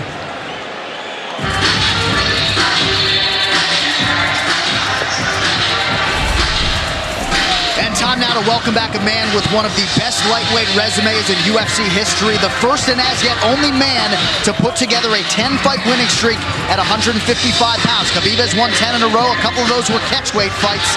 His training is legendary. Tony Ferguson, 6 months after a major knee surgery, back to the octagon.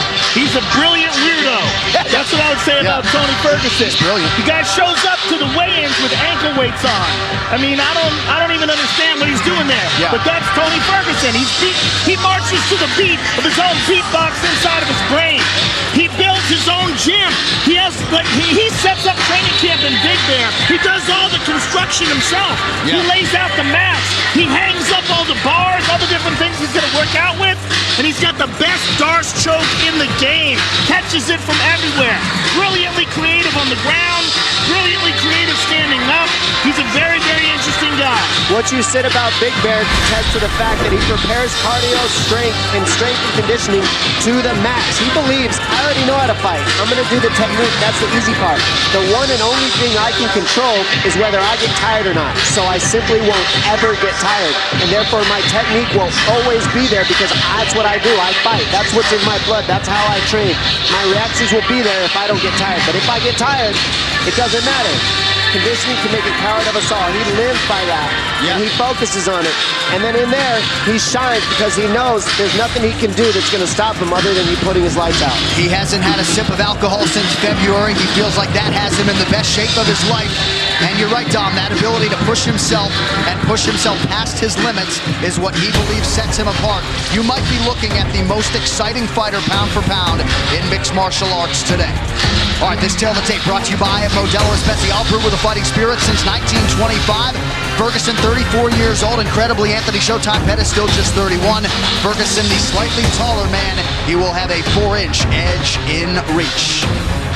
All right, now to get you started for the co-main event, here is Bruce Buffer. Ladies and gentlemen, this is the co-main event of the evening. Sponsored by Motel 6. When you're ready to tap out, book online at motel6.com. We'll leave the light on for you. And Nemerov, bold character since 1972. And now, this fight is 3 rounds in the UFC lightweight division. Introducing first, fighting out of the blue corner, a mixed martial artist holding a professional record, 21 wins, 7 losses. He stands 5 feet 10 inches tall, weighing in at 156 pounds. Fighting out of Milwaukee, Wisconsin, presenting the former WEC lightweight champion,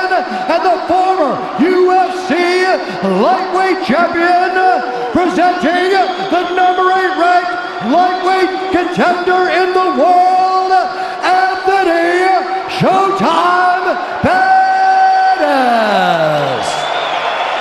And now introducing his opponent, fighting out of the red corner, a freestyle fighter holding a professional record, 24 wins, 3 losses. He stands 5 feet 11 inches tall, weighing in at 155 pounds. Fighting out of Orange County, California, presenting the former interim UFC lightweight champion and the number 2 ranked lightweight contender in the world, Tony El Kakui Ferguson. And when the action begins, our referee in charge, Jason Herzog. Jason Herzog, our referee. Brittany Palmer, thank you very much. Ready to go here, round 1 of 3 in this co-main event, to be followed by Khabib Nurmagomedov and Conor McGregor. Tony Ferguson back on that UFC canvas for the first time in about a year, taking on Showtime Pettis. Tonight's Fight Clock brought to you by Modelo Especial, brewed with a fighting spirit since 1925.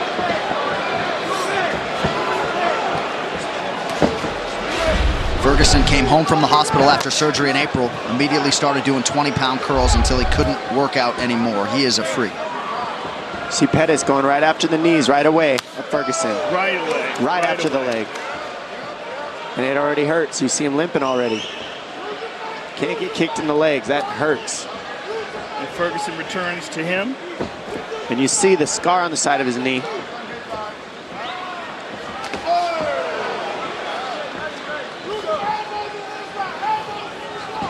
Pettis going right after that mid leg. Yeah, it seems like Ferguson's limping a little bit on that leg. It looks like it hurts. He just got kicked in it very hard. Well, you got to realize when you're talking about 6 months from a catastrophic knee surgery like that, I mean, completely detached from the bone, massive scar, you got to wonder if it's 100%. It's only been 6 months? Yeah, April. Injury was April 1st. Well, Dom, you're a guy who's come back from multiple surgeries. You know how long it takes. It's very rare that someone can come back from a gigantic knee surgery and be 100% after 6 months. Well, 6 months is a ridiculous time frame, I'll be honest. It takes at least 9 to get as strong as you need it. So the fact that he's pushing the pace like that is pretty crazy. Nice stick. And I don't like the way he's moving. It looks like it's hurt. They might have rushed it, but we don't know. We don't know that with Ferguson. Right, it could have been the kicks that Pettis landed. Because he looks good now. Or it could be that it's hurt. The biggest thing Ferguson said he wanted to do is utilize his jab in this fight. That was going to be the biggest problem for Pettis. And what's cool about it is he switches and he's got a really good southpaw jab and a really good conventional jab. Oh, yeah, he can absolutely fight from anywhere. The question is, did he give himself enough time to recover from the surgery? And he did no physical therapy. He took his recovery into his own hands, none. I don't know what to say about any of that. I honestly have no words for that. Don't shoot the messenger. He's crazy. I'm not shocked. Yeah.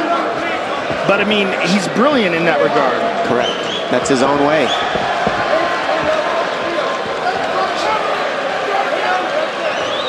The Pettis camp felt like they picked up a lot of things on tape of Ferguson being a hittable guy.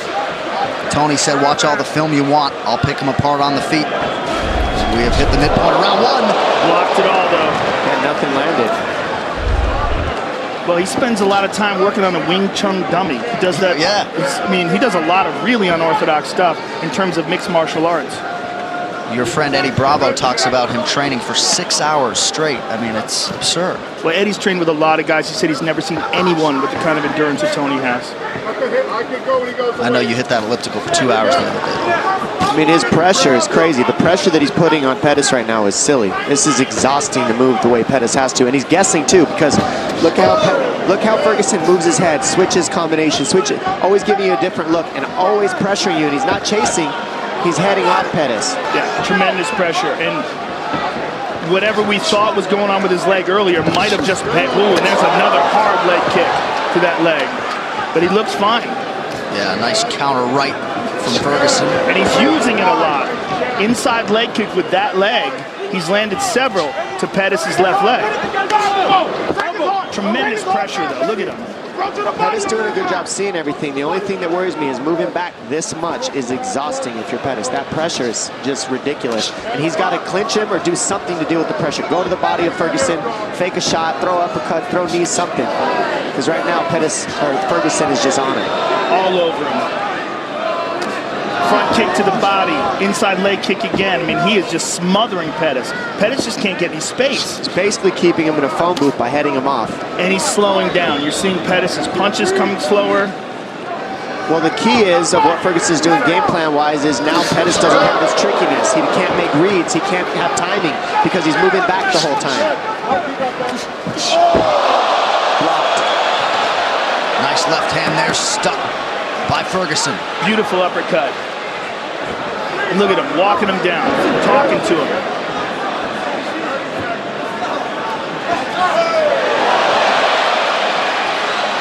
Beautiful jab there by Ferguson, former two-time All-American wrestler, Grand Valley State University as a wrestler. Again, inside leg kick twice. And just does not get tired. It's one of the craziest things about this guy. I think, sorry, Joe, go ahead. Just as mentally tough as it comes, and he draws such strength from that. Couple big right hands from Ferguson. Pettis shakes him off, but a strong close to round one for El Cucuy. What a round. Good, breathe. Okay. Good round. Here's what I need you to do though, okay? Breathe. Get some water in you, okay? Drink. There you go. Big mouth. All right, so listen to me. Keep hitting over his kicks, okay? Every time he kicks, he's wide open. Quick punch combo, kick at the end of it. You're doing great. Keep your hands high though, parry. I like your swagger. I like the mentality. Don't aim so high. That's it right there. That's my. There you go. Don't aim so high every time. You hear me? Don't aim so high every time. Don't aim so high. All right, compose you. Give me a smile. Give me a smile. There you go. Survival mode already. You took his heart. Put the press on him. Head movement. Head movement, the final thing in terms of the messaging from the Ferguson corner. Round two here. Second round, fighter, you ready? Fighter, you ready? Fight! Well, the pressure's already exhausting, but then you add the fact that he's pressuring by switching stance, so that takes away your counter reads too. And then he's kicking your legs when he switches stance. Yeah, he's chewing. Oh! He's hurt, and that's one thing about Pettis. He can finish anything. He's on him. He's on him. He's attacking the leg. Oh, Ferguson bleeding bad here, busted open. Beautiful by Pettis. And that's the thing, Pettis wanted a war. He wanted to feel this pain, and so he's in it. And now he got what he wanted. He hurt Ferguson, and now he has Ferguson's respect. There's a lot of blood coming from somewhere. Might be his jaw. Yeah, it looks like the mouth of Tony Ferguson. So some definite adversity here for Ferguson. Pettis has got to be very careful of Tony's guard, though. I would like to see him try to just stand up. I'm just glad this is on the ground because I want to see these two gentlemen grapple. Ferguson right after it, immediately staying offensive. Well, there's a tremendous amount of blood coming out of Tony Ferguson's mouth. And you got to wonder what is going on. I think it's from his head. A lot of it coming from Pettis, too. Head? It's got to be the top of his head. Or is he, I don't know, I can't tell. It might be from both gentlemen. Yeah, they're both cut to pieces. Pettis is losing a ton of from blood an here. elbow from Ferguson. This fight as advertised so far. This is what they wanted, and this is what we get. Jason Herzog's going to check that cut of Anthony Pettis. I think it was on the ground that he landed that. I think he threw it in the guard and landed it on Anthony in the guard. This can't be that bad that they have to stop this. No, well, right. It's not above the eye, so they won't stop it because it's not above the eye. Oh, it's in the hairline. It's a giant cut on the right side of his head. I need another rag for his eyes. Please, a rag. How are we doing? He's good. He's fine. Okay, one moment. I need a rag. Let's get over. Herzog now calling for a rag to clear Tony's eyes. Good reffing by Jason Herzog. Jason Herzog, one of the best in the business. This is a fight. We are the only three gentlemen sitting in the T-Mobile Arena right now. Oh my goodness, it's getting wild. I'm just thankful for this fight right here, right now. I mean, how's this as an appetizer for Khabib and Conor? 3 minutes to go in this second of a possible 3 rounds.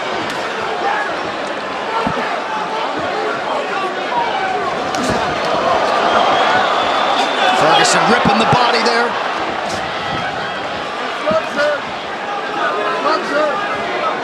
Ferguson seems to have fully recovered. And he's never even looked tired for a second. Just his head got jogged a little.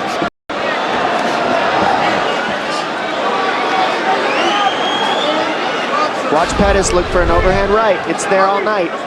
Pettis flat against the cage here. But he's looking like the pressure is just too much again, like it was earlier. He landed a beautiful shot in between, and that's what he was saying he needed to do. Find the openings and land.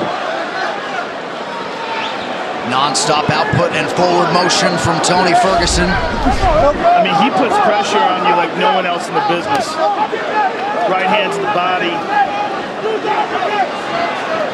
Right hand. Pettis forced to retreat here. Under 2 minutes to go in the round. Oh, left hook. Pettis has taken a lot of big shots here, Joe. Big elbow. Ferguson is just He sliced up the left side of him as well now. See, the thing about Ferguson is he loves the pain. He does. Pettis, I think, cut from that cloth as well. He is masked in blood here. Pettis showing his toughness right now. He's not out of this. He's still throwing heat, and he can still drop Ferguson at any point. We've seen it.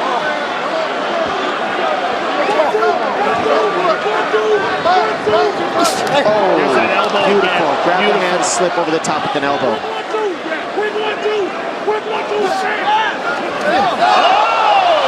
There's the right hand. That's there all night for him if he can fire it at the right time.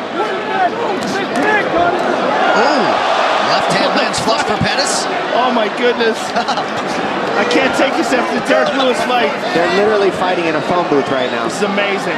Thank you, guys. Oh my goodness. Another elbow from Tony Ferguson. Under a minute to go in the round.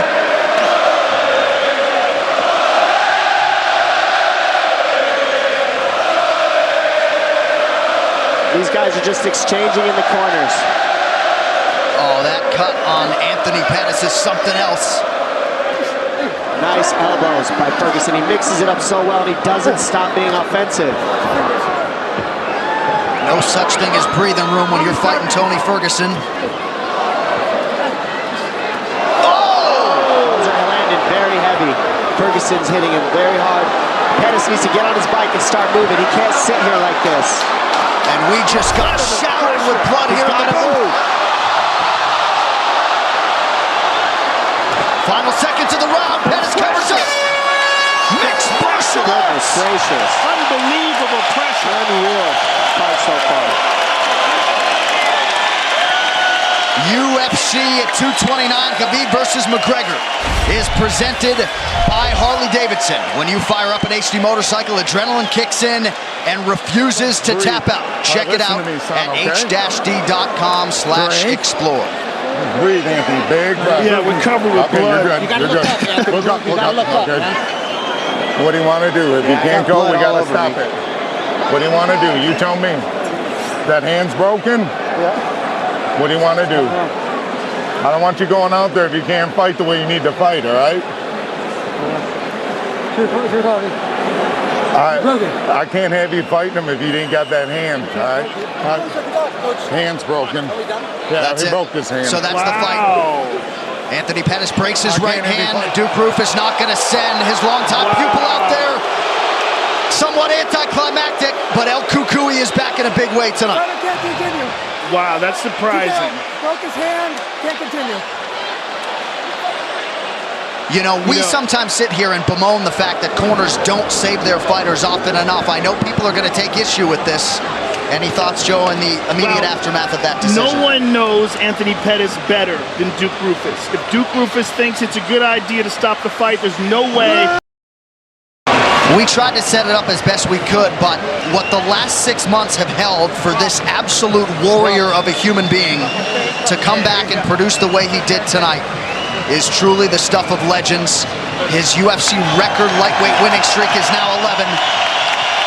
And for Anthony Showtime Pettis, his stock rises in defeat here tonight. This replay brought to you by Nemiroff, bold character since 1872. You can't be anything but thankful for these gentlemen for a fight like that. Incredible. And here we go. insane. The big right hand lands. He throws an inside kick, and Pettis just hits him with a huge right hand and just puts him down. Then here you see he's cut, and he's finally just like, yes, this is what I wanted. Havoc, and he gets it. Ferguson cuts him over his left eye. Elbows, grabbing the hands the whole time. Non-stop punches, trading. These guys are fighting in a phone booth, bleeding all over each other, bleeding all over us. Reckless abandonment. Bodies were put on the shelf, and they just didn't care. Then Ferguson looking back at Pettis. Got you. Got you. You're done. I see you. Well, we build him as arguably the most exciting fighter in mixed martial arts at present. And Tony Ferguson certainly lived by those words yet again here tonight. The official decision brought to you by Metro PCS, now Metro by T-Mobile. Discover the smarter way to get unlimited and see what's new on October 8th. Bruce Buffer now with that decision. Ladies and gentlemen, at the end of round 2, Anthony Pettis' corner has called a stop to this fight, declaring the winner by TKO, Tony El Cucuy Ferguson. 805-231, I love you, baby, XTA. I'm here with the winner, Tony Ferguson. First of all, Tony, welcome back, and thank you for an amazing performance. That was incredible. What a wild fight for as long as it lasted.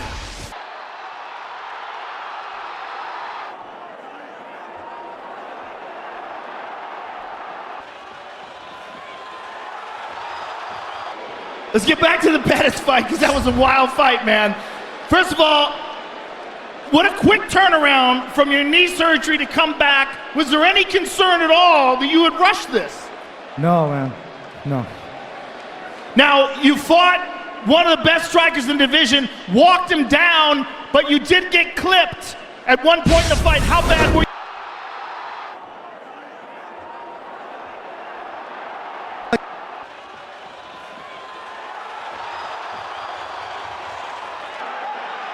I'm not going to talk no more. I'm done. Thank you, Tony. Tony Ferguson, ladies and gentlemen.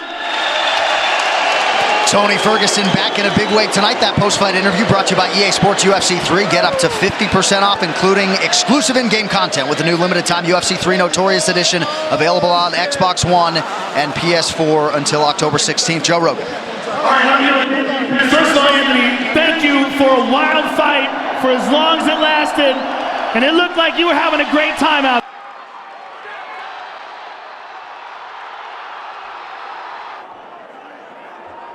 Him away. It started hurting when I was throwing it, so I lost a big weapon. Well, listen, this was the old Anthony Pettis. You came out wild, you came out creative, you clipped him, you had him hurt at one point in time. That's a tough guy, bro. I hit him with a right. I should have choked him out, but he's a soldier, bro. I tested that leg, his leg, he withstood it, but I just started. So, thank you. I'd like to do it again. Thank you, Anthony. Thank you for an amazing fight. Anthony Pettis, ladies and gentlemen. Gotta think some bonus money will be coming the way of Anthony Showtime Pettis and Tony Ferguson after what they produced here tonight for mixed martial arts fans around the world. Well, there he is. Let's go, the Khabib. two-division champion, UFC light heavyweight and heavyweight king at present. Our broadcast partner, Daniel Cormier. And how about the four-time major winner, Rory McIlroy, out to support Conor McGregor here tonight. Mr. Lomachenko in the building as well, one of the best pound-for-pound boxers in the world, taking in UFC 229 here tonight. That is the back of my shirt right now. William Hill sponsors BT Sports coverage of UFC. Think everything on eBay is used? I got these trainers brand new. Hey, I'm back! Free spins for new players! Get 10 free spins at bigo.com. No deposit required.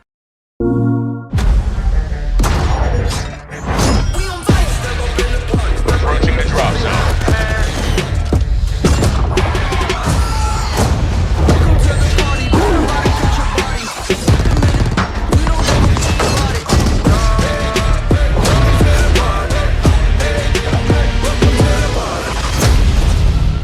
Duty Black Ops 4. Play new content first on PS4.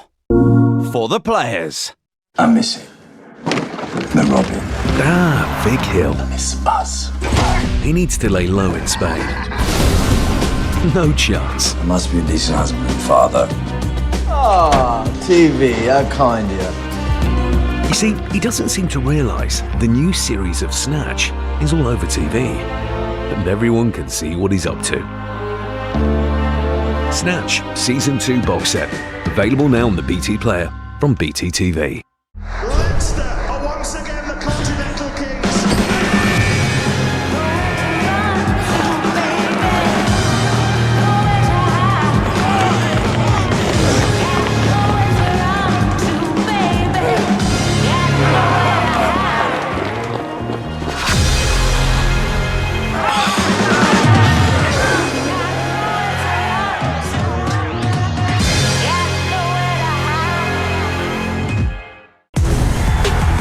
Legendary play, enthusiastic fan. Take a bow. Oh, what a play by the second baseman! Can you believe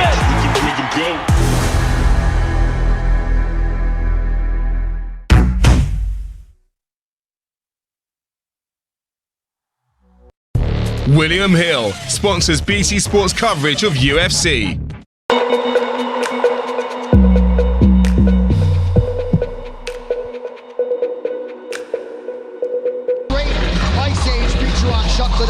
Of course, Matt Hughes' inspirational road to survival and combatant-in-chief, President Donald Trump's history in combat sports. UFC Fight Pass. Download the UFC app today.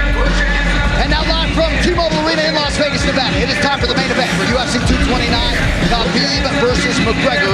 Brought to you by Harley-Davidson. When you fire up an HD motorcycle, adrenaline kicks in and refuses to tap out. Check that out at h-d.com/explore. All right, now let's pull up the lightweight fighter rankings brought to you by EA Sports UFC 3. Get up to 50% off, including exclusive in-game content with the new limited time UFC 3 Notorious Edition, available on Xbox One and PS4 until October 16th. And this is what makes mixed martial arts great. You have the best fighting the best. The #1 ranked contender, Conor McGregor, who left to go pursue boxing as the lightweight champion, relinquished the title. Khabib Nurmagomedov assumed the throne in his absence. And tonight, in a matter of moments, they will lock the octagon gate behind Khabib Nurmagomedov and Conor McGregor. John Anik, Joe Rogan, Dominic Cruz. So we know what Conor does early. I mean, over under 30 seconds for the first level change from Khabib. How do you expect him to handle the first minutes of this fight? The real question is, can Khabib close the distance and get a hold of Conor? And can Conor clip him on the way in? Those are the big questions. Those are the questions we're going to get answered very, very quickly. The next question, if Khabib takes Conor down, can Conor get back up? Those are the two big questions. That's what it comes down to. And the missing link on the stand-up that makes this fight different than anybody is two things. One, Conor McGregor's a southpaw. We haven't seen Khabib do very well striking with some southpaws as we've seen. Problem number two, Conor McGregor can knock people out moving backwards. He hasn't dealt with anybody that has fought him that moves backwards and can knock you out. Conor McGregor can do this. So if Khabib's pressuring forward the whole time, he's got to be careful. It's got to be in and out, because if he just non-stop pressures, he's going to get clipped on the way in. He has to be very cautious, and a lot of fakes have to be mixed in there, or Conor will get his timing and will hit him. Then the big question is the spectacle. How does Khabib handle the spectacle? Because this is bigger than anything he's ever experienced. We know Conor rises to the occasion. The Jose Aldo fight's a perfect example of that. He came into that octagon like he owned the building. Right. Can Khabib eat the pressure in the way Conor does? And can he take the punches? I mean, the bottom line is, can he take the damage? We've seen Khabib does get hit. It is a fact. It's not like he never gets hit. Can he take the power of Conor McGregor while he goes for the takedown? And can he time the takedown? Or does Conor McGregor have the nice punch count that he makes it so that Khabib has to stand with him? There's a lot of questions in this. There's so many questions. Oh, and we're getting answers soon. With that setup, there ends the wait for the biggest fight in UFC history. Khabib Nurmagomedov, the undisputed champion, welcoming back the Irish superstar Conor McGregor. Let's see how it plays out.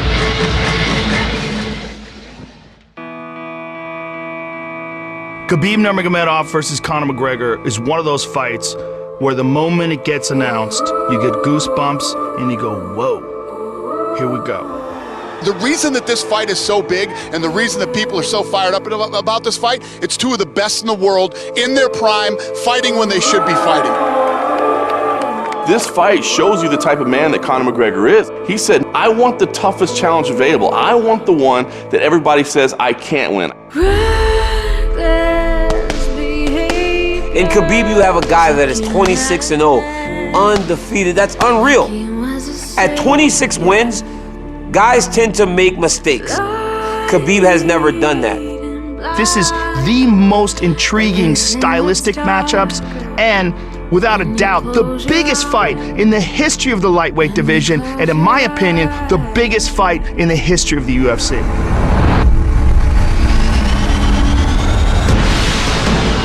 He never fight with someone like me. Oh, he's getting mauled.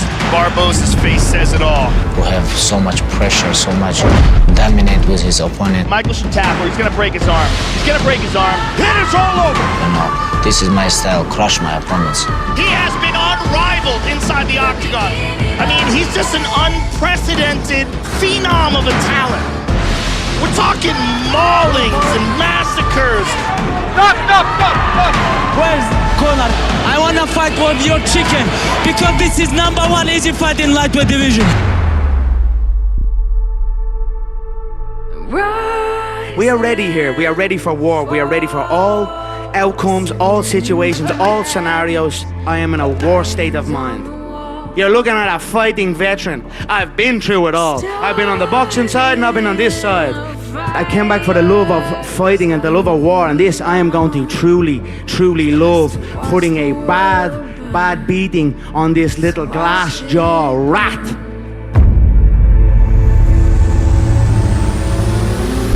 Oh, he's hurt! Could he finish him here? Wow. My belt has been never taken from my waist, so they've got to build up these fake champions. But here I am, returned to take back my throne. I know he is afraid of a smack. And if you're afraid of a smack off me, a smack will feel like a double-barrel shotgun. Oh! He slapped him! Like that! What you gonna do if you don't knock me out? You have to knock me out first or second round. What you gonna do? I'm gonna keep going. If you don't knock me out, it's gonna be a very long night to him. Trust me, mate. I'm ready for a long night. Now you're up on the real kid. You're with the real dogs now, bloody, yeah? He's in over his head. I'm gonna pick him apart and bully him in there and absolutely maul him. My dream smash, make him humble. I wanna change his face. We have to finish him.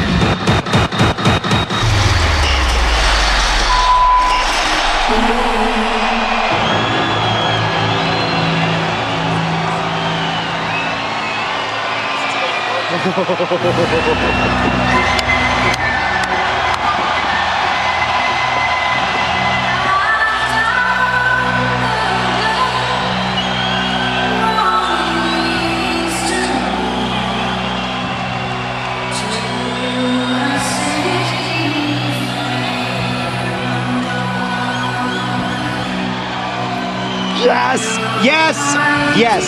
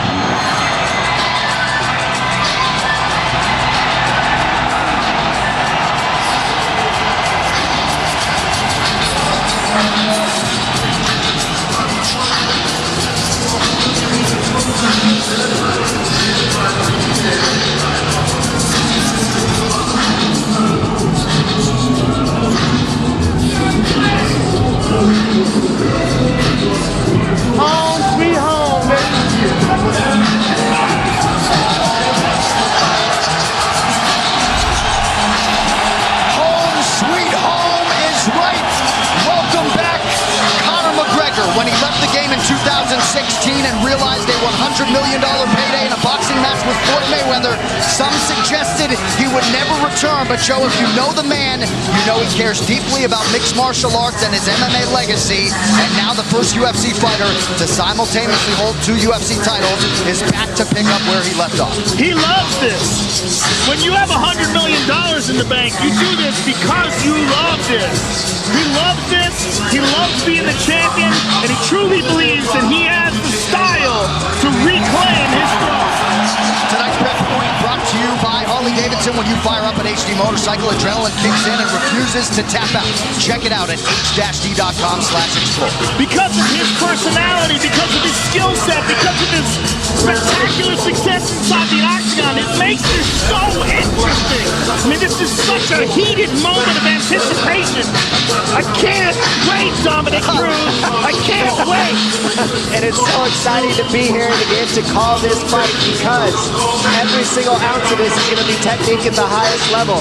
When they're grappling, it's going to be technique at the highest level. When they're striking, it's going to be chest match. It's going to be non-stop reads. And Conor McGregor is one of the best in the world at finding that pinpoint timing and making it count to put on the show for the world. It is going to be epic. And here comes the strut.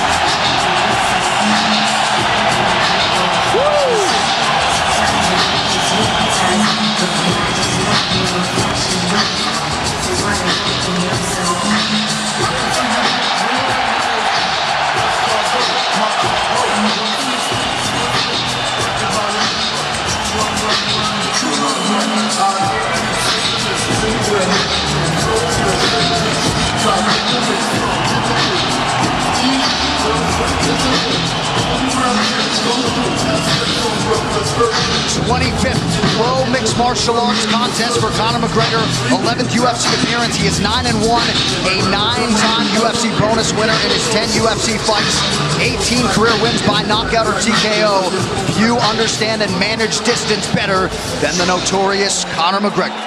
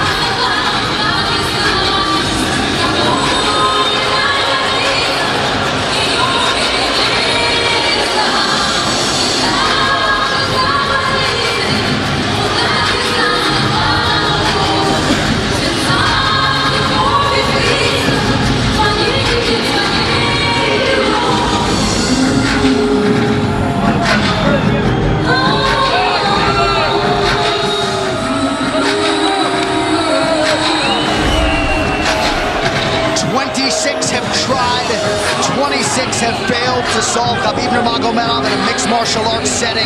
In modern day MMA, it's an absolutely incredible accomplishment.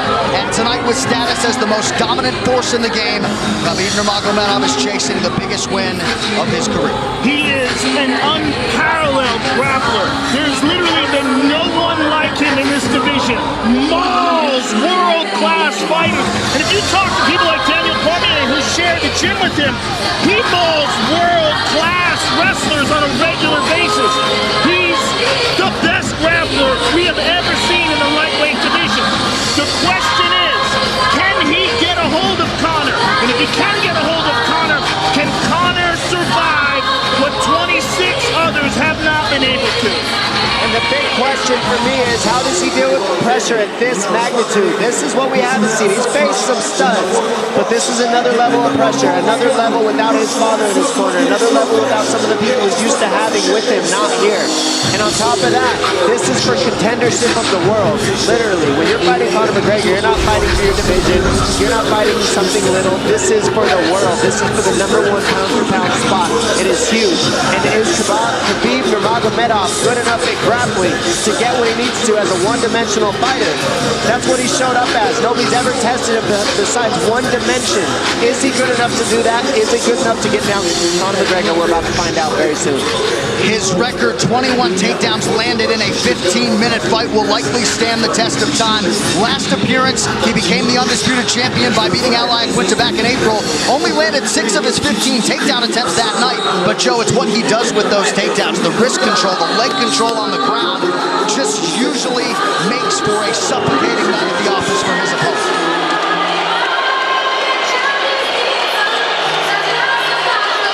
I've never been more excited for a fight. I agree. Khabib Nurmagomedov, 26-0. He has never been knocked down in an MMA fight. Perhaps that chin will be tested like never before tonight by the left hand, the right hand, and everything else that Conor McGregor brings to the table as a striker. Khabib versus Conor. Here we are. This Tale of the Tape brought to you by Modelo Especial, brewed with a fighting spirit since 1925. Khabib Nurmagomedov just turned 30. Conor McGregor also 30 years old as of July 14th. Nurmagomedov 1 inch taller. McGregor will try to maximize a 4-inch advantage in reach. All right, now for the official introductions for our main event. Here is Bruce Buffer. Ladies and gentlemen, this is the main event of the evening. Sanctioned by the Nevada State Athletic Commission, Chairman Anthony Marnell, Executive Director Bob Bennett, Commissioners Stacey Alonso, Christopher Alt, Dallas E. Hahn, and Dr. Robert McBeath. Our 3 judges scoring this contest at Octagon side are Derek Cleary, Sal Diamato, and Junichiro Kamijo. And when the action begins, our referee in charge of the Octagon, Herb Dean. This bout is sponsored by Harley-Davidson. Get your first taste of Harley-Davidson adrenaline at h-d.com. And P3, the official protein snack of the UFC. Metro PCS is now Metro by T-Mobile. Discover the smarter way to get unlimited and see what's new on October 8th. And now, for those in attendance and UFC fans watching around the world, this is the moment you've truly all been waiting for. Live from the sold-out T-Mobile Arena in Las Vegas, it's time! 5 rounds for the undisputed UFC Lightweight Championship of the world. Introducing first, fighting out of the blue corner, a mixed martial artist holding a professional record, 21 wins, 3 losses. He stands 5 feet 9 inches tall, weighing in at 154 1/2 pounds. Fighting out of Dublin, Ireland, presenting the former UFC featherweight champion, the former UFC lightweight champion, and the #1 ranked lightweight contender in the world, the challenger, the pride of Ireland, the notorious Conor McGregor. And now introducing the champion, fighting out of the red corner, a mixed martial artist holding an undefeated professional record, 26 wins, no losses. He stands 5 feet 10 inches tall, weighing in at 155 pounds. Fighting out of Dagestan, Russia, presenting the reigning, defending, undisputed UFC lightweight champion of the world, Khabib, the Eagle, Nurmagomedov.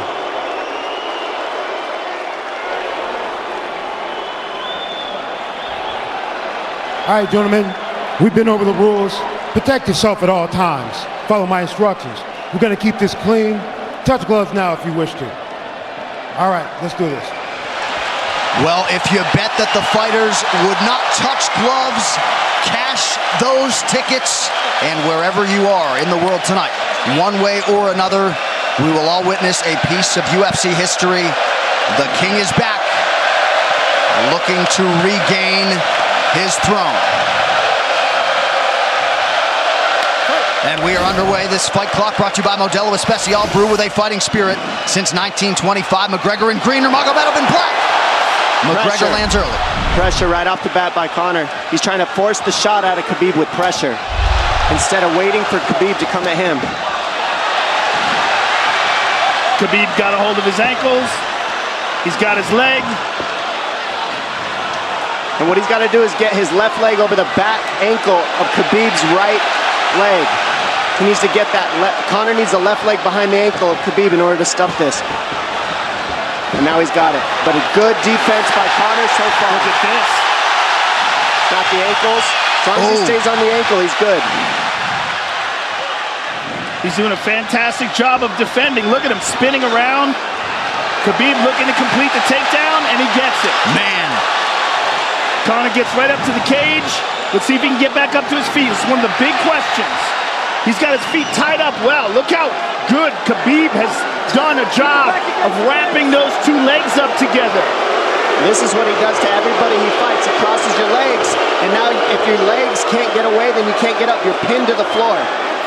And he's done this better than anybody. He elevates and straightens your legs out. And now what he's going to do is try to lift Conor's knees and legs higher than Conor's head so that he can't move. Conor's just got to stay calm and not use his energy because he's not taking damage here. It feels like he's far better equipped to handle 5 rounds than he was when he left in 2016.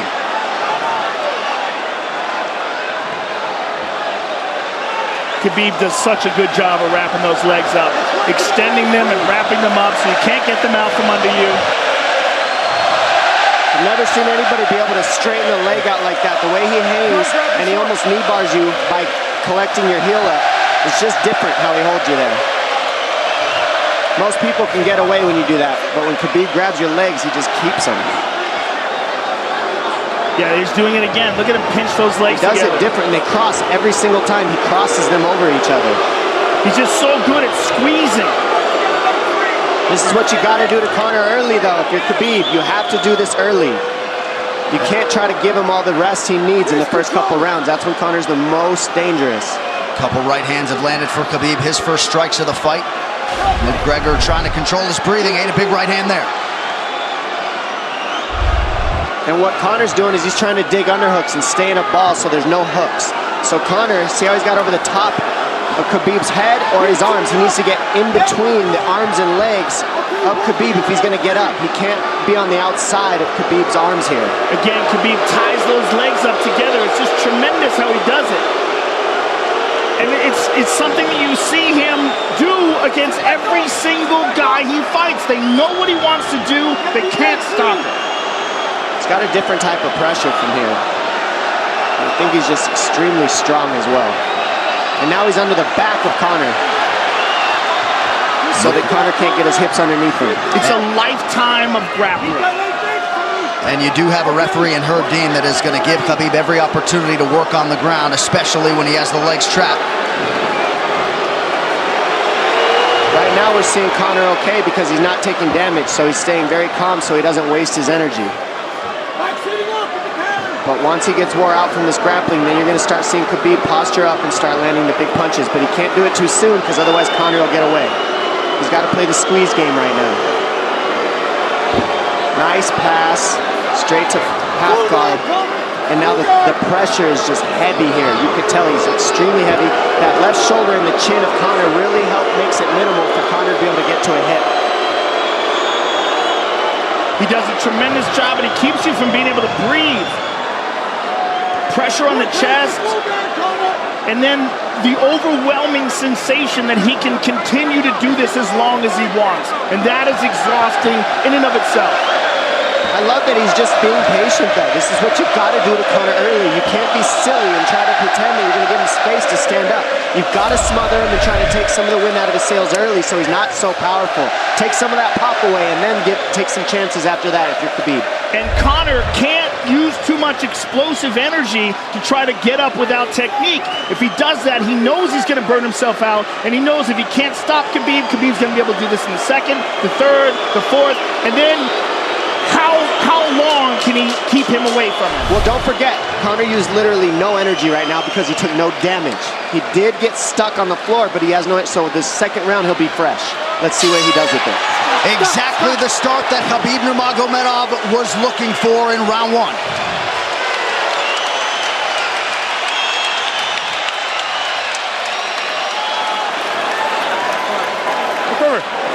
You know the shots get slower as the rounds go on. That was his absolute best there. When he got behind the black line, you chased him. So let's keep him behind the black line, let him come to you. Your left hand will be there. Sting him, circle him off. He's doing a lot of work circling around. When he's in range, pop. Perfect.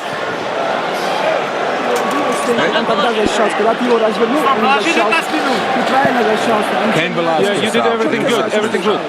How you feel it? How you feel so? Keep your chin down, keep your chin down. Okay? Keep your chin down, hands up. If you grab his leg, just push him against the cage and then take him down from there. Dom, any thoughts on that messaging there from Javier Mendez and crew? The Javier Mendez is okay, that's great, but they look a little frantic. I mean, that would make me feel crazy in there. Yeah, like let's calm down a little guy, give him some real feedback. I don't know. Well, every mixed martial arts round begins on the feet. Let's see how it goes here early round two. Conor knows he can land that left whenever he wants, so that's what he's waiting for. He's waiting for that counter. He's waiting to force Khabib to take a bad shot and then make him pay for it. That's what we're seeing here. McGregor fires the knee, appeared to just miss.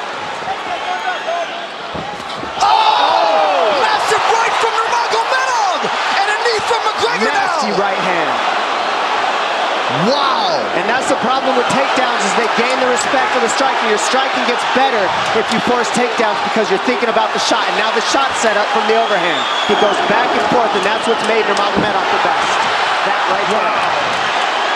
Wow! What an entry by Nurmagomedov, and now he has McGregor up against the fence, 4+ minutes with which to work. And this is what Khabib has done to everybody. If you stuff his wrestling, then he's going to punch you. Once you start getting punched, his wrestling opens back up, and that's why you need a threat of grappling and striking mixed together. But realistically, the sharpness goes to Conor in the striking, but the grappling is just so one-dimensional and so over. Like he's just so working much an arm better. triangle here. He's got it up. He's on top of him, full mount. Good scramble by Conor, getting his guard back. Butterfly, not full guard. Khabib's all over him here. And McGregor exploded there to try to escape, nothing doing. 90 seconds gone by here, round two. And the moral victory of Khabib landing that big right hand. Oh, big ground and pound. And Khabib said he wanted to make Conor suffer. He also said he wanted to change his face. This is one of the scariest things I've ever heard a person say about a fight. Well, not unlike Tony Ferguson, Khabib can go all day.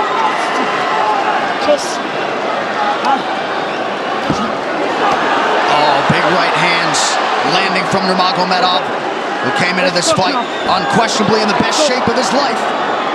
Conor's talking to him. I can't hear what he's saying, but he's getting tagged. Well, that's Khabib talking, and he's not saying nice things. Big elbow from Nurmagomedov did not appear to cut McGregor open. The power he generates from this ground and pound is just interesting. I don't understand, because you can hear it landing over and over. It's just ferocious. I mean, he's the best ground and pound artist in the sport. Oh, Conor's getting lit up.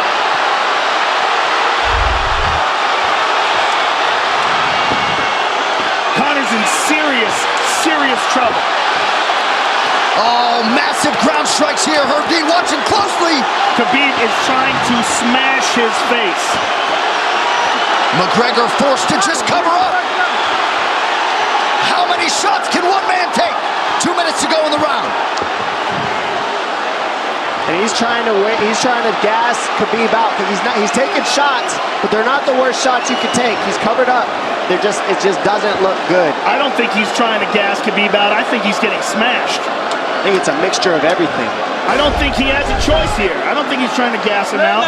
I think he's getting smashed. I agree, but if you have no choice either. Illegal knee on the ground by Conor. A knee to the head of a downed opponent. Can't interlock the toes in the fence. McGregor got away with that one, still doing it. Herb Dean should be warning him there. He's going for a Kimura here. That is tight. That looks like it's going to get finished here, ladies and gentlemen. That's tight. Good defense. It's like Conor's not even sure. Why isn't he trying to get up? Because he's exhausted and he's getting his face punched in. And I don't think he can. I just think Khabib is so much better on the ground that he's surprised. I agree. And Nurmagomedov's output hasn't waned one bit.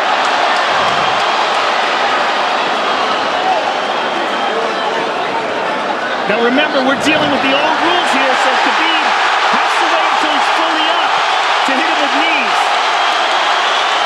Crowd goes bananas as McGregor gets upright, but for how long?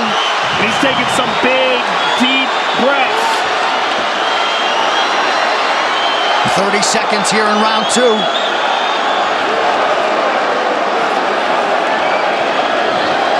Khabib can keep this pace for 5.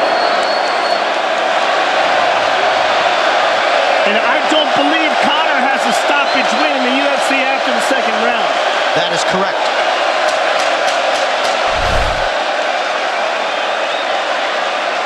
Conor hasn't had an answer at all for the grappling Khabib in one bit. Nurmagomedov with a huge second round, likely a 10-8.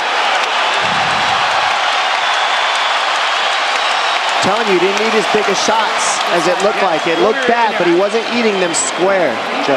Water in your hand. What a stand-up, brilliant. Okay, it's those low singles coming from halfway across the cage now. Draw him on, Conor. Pop the jab and pull out. Let him fall into the space. Straight uppercuts there. Do not chase him this round. Draw him on. If you push him back, you can spend the first minute just getting your recovery. Khabib is not even tired here. This is what's terrifying. Look at this right hand. Boom. Clips him on the chin. Drops him. Let's see it again. Winging right hand. And as you said, Dominic Cruz, he was looking for the takedown, and that's why he got hit by the right hand. It takes you back to Crow Cop versus Kevin Randleman. Same sort of situation. You gotta respect the takedown, especially when you don't get up. Round 3 brought to you by P3, the official protein snack of UFC.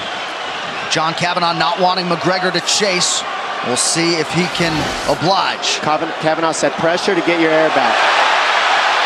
You can get a little air if you pressure in the beginning. And now Khabib's tired too, don't forget that. The striking, he's full of blood. They both are. Perhaps McGregor sensing that now.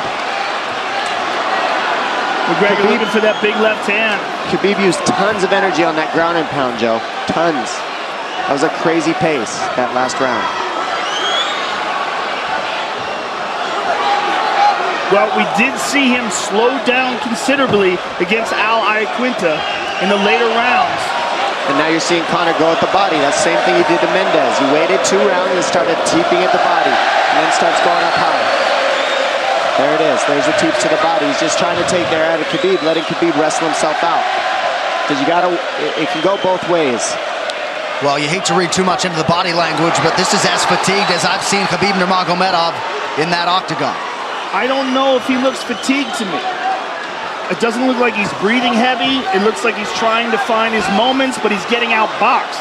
Yeah, I don't think he's tired. I think he's just a little heavy from the grappling last round, but he's not tired per se. His muscles are full of blood, so he's a little slower.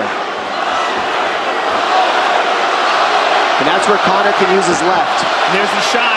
And that's what his coaches, that's what they were talking about. He stuffed that one. Oh, elbow by Conor. That's what Kavanagh was talking about. Said the first couple shots are going to come heavy. Later, they won't be so heavy. Big right hand by Khabib. Just over 3 minutes here in this 3rd round. Level change from Khabib. And he stuffs that as well. Look at this. This is where it's getting interesting. Now the real question is, how much endurance does Conor have now? How much has he worked on his conditioning?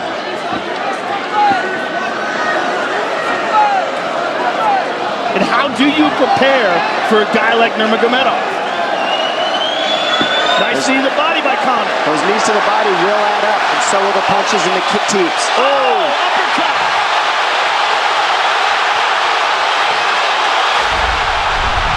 McGregor feints.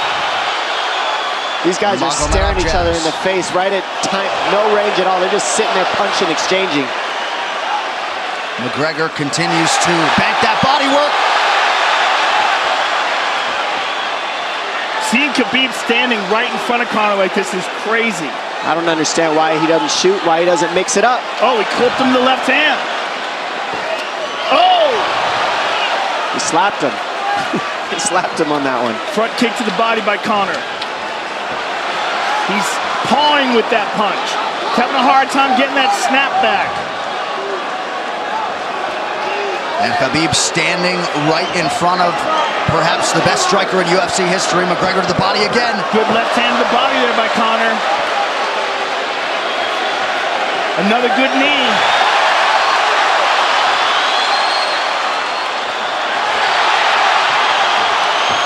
Khabib to the body. He doesn't seem to fear the power coming back from McGregor as yet.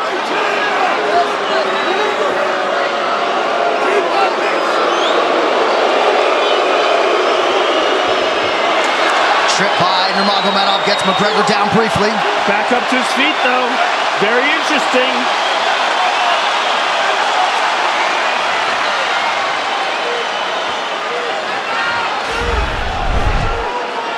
Keep those hands hard. That's our focus. That's it.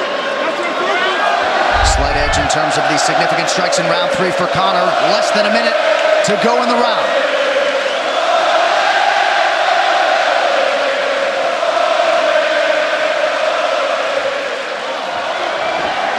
And you see how Conor's collecting the left arm of Khabib. That stops him from being able to connect his hands, and he can't double off or grab a single leg. If you can't lock your hands together, you can't finish a takedown. So Conor's leaning against the fence and just controlling one arm. So what does Khabib do to counter that? You got to try to get a single leg the best you can, because you can't get a double as long as Conor's controlling your wrist. He's grabbing the glove there. You can't clasp your hands together. The only thing you can do is keep the pressure like he's doing, so you're not getting picked apart. But you got free. See, he's got his glove. He's got his glove underneath it. Keep fighting. Keep fighting. So he's just holding it so he can't complete the takedown.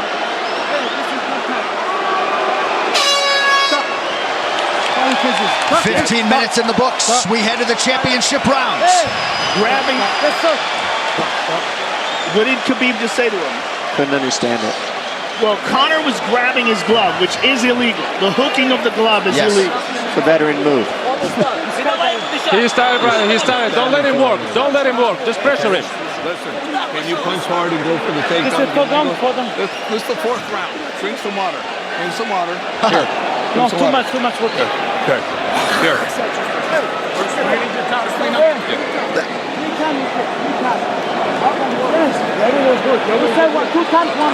Hey, he shouldn't be talking. I want him to put his mouth. Yes, he's got it. Give me a little bit more push.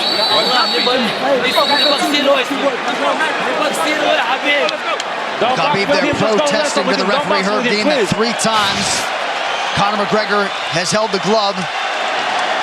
The championship rounds, ladies and gentlemen. Here we go. And Khabib, if you've watched his career, you know he's not in his element unless he is jabbing and talking to whomever. The referee, his opponent, round 4.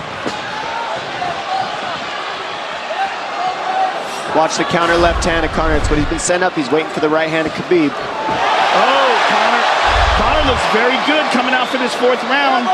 I swear, I think this is when he was looking to try to get him, wait for Khabib to get a little tired on the takedowns and look to knock him out later. You would think it'd be the other way around though.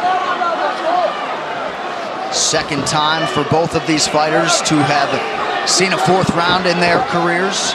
That jabbing front kick to the body. He used that fantastically against Chad Mendes, and he's using it here again tonight. There it is again.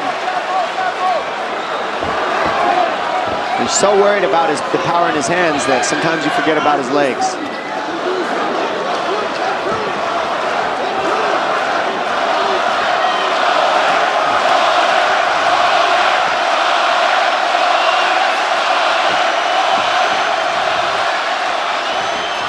Good entry by Nurmagomedov. McGregor trying to use the fence to his advantage. And he gets tripped right down.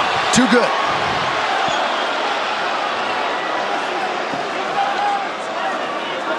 He does such a good job of using his legs to wrap up your legs. But Conor's back up to his feet almost. And this is where Khabib really starts to get ahead from this position. Once he gets here, he doesn't let go of that grip. And he goes back and forth between the double, and he wears you out by putting all that pressure on your arms like that. Makes you carry his weight up against the fence. He's done this time and time again, and when you try to stand up without hand control, he throws you. Another warning from Herb Dean for a fence grab there. His grappling is just one step ahead. Just tremendous control on the ground. 4 of 7 on the takedowns for Nurmagomedov. But it's what he does with them. 2 minutes have gone by here in round 4. Got an arm triangle almost, but Conor got weaseled his other arm in there. It's in there, but it's still, the fact that he can pin the head against the arm is just, it's a big part of securing that. If he can control that, now he stepped the arm over, but now Conor regained that arm. The one thing Conor has done is stayed pretty safe. He's just getting controlled very badly is the only difference. Good hip escape there by Conor. Needs to keep going if he has the energy. But again, Khabib uses those legs to tie his legs up. I mean, it's a big part of his grappling. It's not just grappling with his arms, but utilizing his legs for control. Big left hands from Nurmagomedov. Again, full mount, back mount. There's the choke. He's got it, it's under the neck. There it is. Nope, it's on the chin. There's the tap! Still undisputed! Khabib Nurmagomedov has finished Conor McGregor tonight! Look at him. Look at him screaming at the corner. He's screaming at Dylan Dennis, Conor McGregor's jiu-jitsu coach. Look at him. Oh, and now Khabib jumps the fence. No. Whoa! No! And he's going right at Dylan Dennis. Mayhem! Oh, no. Total chaos here. It looks like UFC security has corralled Khabib Nurmagomedov. Well, Khabib wasn't kidding when he said no handshake after the fight. Oh! And now one of Nurmagomedov's teammates throws a right hand at Conor. All hell has broken loose! This is crazy.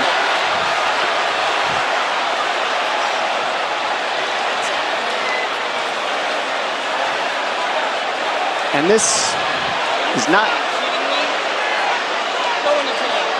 Well, this is not something we're going to like, nothing we're going to condone. It's not something we want to promote. This is not professionalism, but it is the fight game to an extent. This is horrible. It can get nasty. This is the nastiest I've ever seen. Yeah, this is not how you want it to be in this sport. This is not how we want to represent ourselves. Jumping out of the octagon like that and attacking someone in the crowd. And I mean, that is so stupid and so unnecessary and so foolish.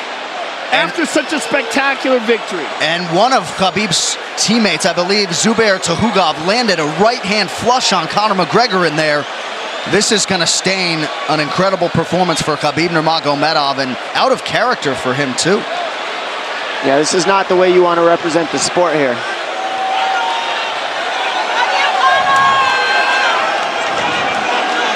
Well, Conor McGregor showed you the championship heart tonight. He had a few moments in the middle of this fight, but as many expected, Khabib Nurmagomedov, once again, for all his contemporaries, just too much. Too much on the ground. Had the striking going tonight. But I feel like this entire event has been marred by him jumping out of the octagon and attacking Dylan Dennis like that. It's just the whole thing is so foolish. Well, it just ruins everything, and it... And then his teammates jumping into the octagon, punching Conor McGregor. I mean, this is just crazy. It's a habit.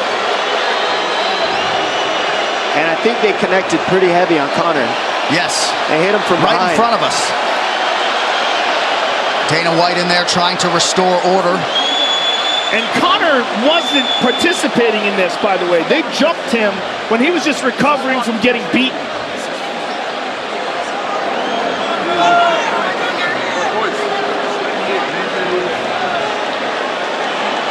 Well, hopefully the worst of this is behind us, but drinks are starting to fly a little bit in here. And Khabib is back inside the octagon now. How do we let these people back in here? Why don't we just separate them? I mean, well, I don't know if there's enough security in the world, because more people who are in dispute here are moving towards the cage, and I don't know if there's enough security to get them out of there. Let's go back to the drum.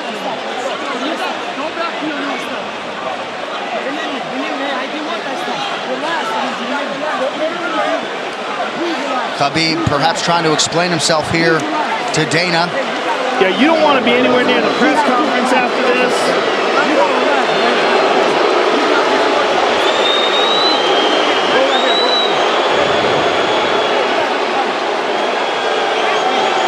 Daniel Cormier in there now, supporting his teammate Khabib Nurmagomedov. Luke Rockhold as well.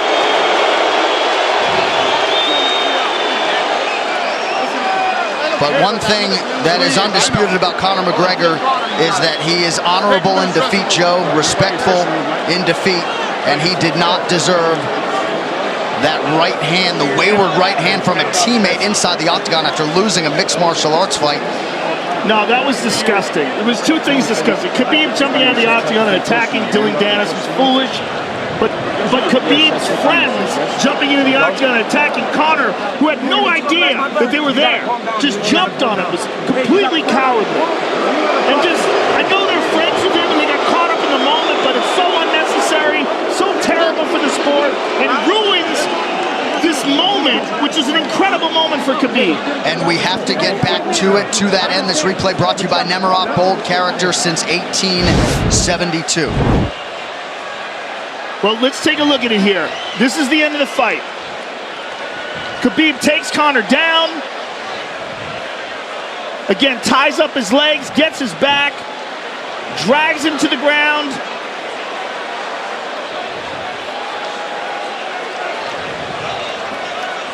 Got his back, got his neck, got under the neck, was cranking his neck. It was really more of a neck crank than it was even a choke. If you look at it, he's not even under the chin. And Conor forced the tap. And Khabib's still furious. Even after Conor taps, Khabib's getting up. He screams at him.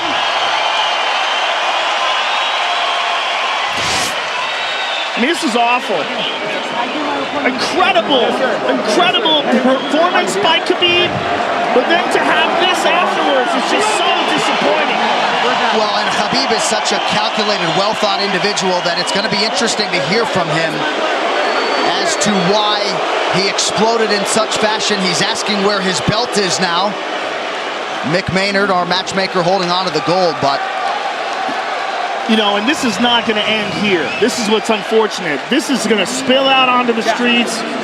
There's a lot of Russian fans. There's a lot of Irish fans. A lot of alcohol. There's a lot of booze and a lot of chaos. The big picture of this whole thing is you're a champion and you got to carry yourself as one. And now everybody who follows you is going to be instigated by this as well. So yeah, you're right, Joe. There's going to be fights everywhere tonight. Just when you thought maybe you had seen it all.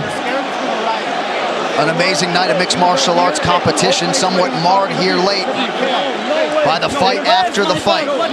Dana White's in front of us right now, just disgusted by the whole thing. Saying that Khabib probably won't be fighting again for a long time, and maybe not Conor either. Well, Conor didn't do anything. I mean, Conor lost, but he stayed there and he got attacked. True. Khabib jumped out of the octagon, attacked Dylan Dennis. His friends jumped into the octagon and attacked Conor. Conor didn't even retaliate. I mean, he got jumped. Yeah, that's what it amounts to. What's crazy is Khabib doing that. He's going to get fined. He's likely going to get suspended. This is awful. It's just not a pretty way to become champion, in my opinion. It's not how I would want it. And just, I can't overstate how out of character it is for the a lot of eternally anger. composed Khabib Nurmagomedov, sure. Well, he's a respectful man, and when he's disrespected, he takes it extremely personally. He doesn't think this is just a game. This isn't fun. It's not promotion. For him, this is deeply, deeply personal. It's rooted. It went all the way to families for these two gentlemen, so it's a big deal for both of them. Here's what's going to happen. What's going to happen is, this is what I believe. If I put this belt on you, everybody... Not other people might get hurt.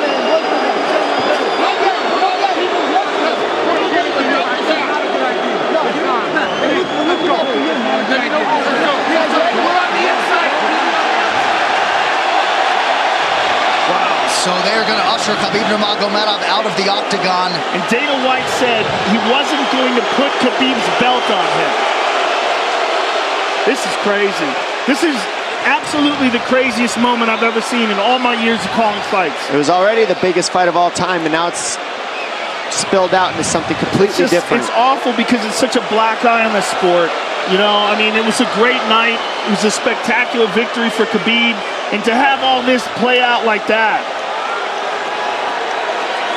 is so incredibly disappointed. So incredibly disappointing. And Nurmagomedov seemed hell-bent on getting that belt inside the octagon, but they will usher him out. He will not talk to Joe Rogan. I mean, they're throwing things at him. He's going to experience hate like he's never experienced in his entire career. If he thought he experienced hate before this is going to be on a whole nother level. All right, the official decision brought to you by Metro PCS, now Metro by T-Mobile. Discover the smarter way to get unlimited and see what's new on October 8th. One final time tonight. Here is Bruce Buffer.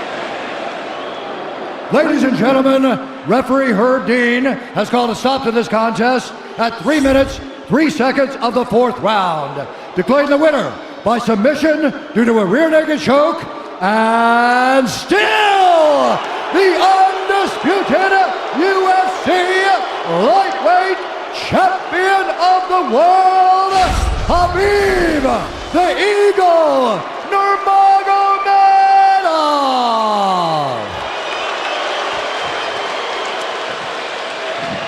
EA Sports UFC 3, get up to 50% off, including exclusive in-game content with the new limited-time UFC 3 Notorious Edition available on Xbox One and PS4 until October 16th.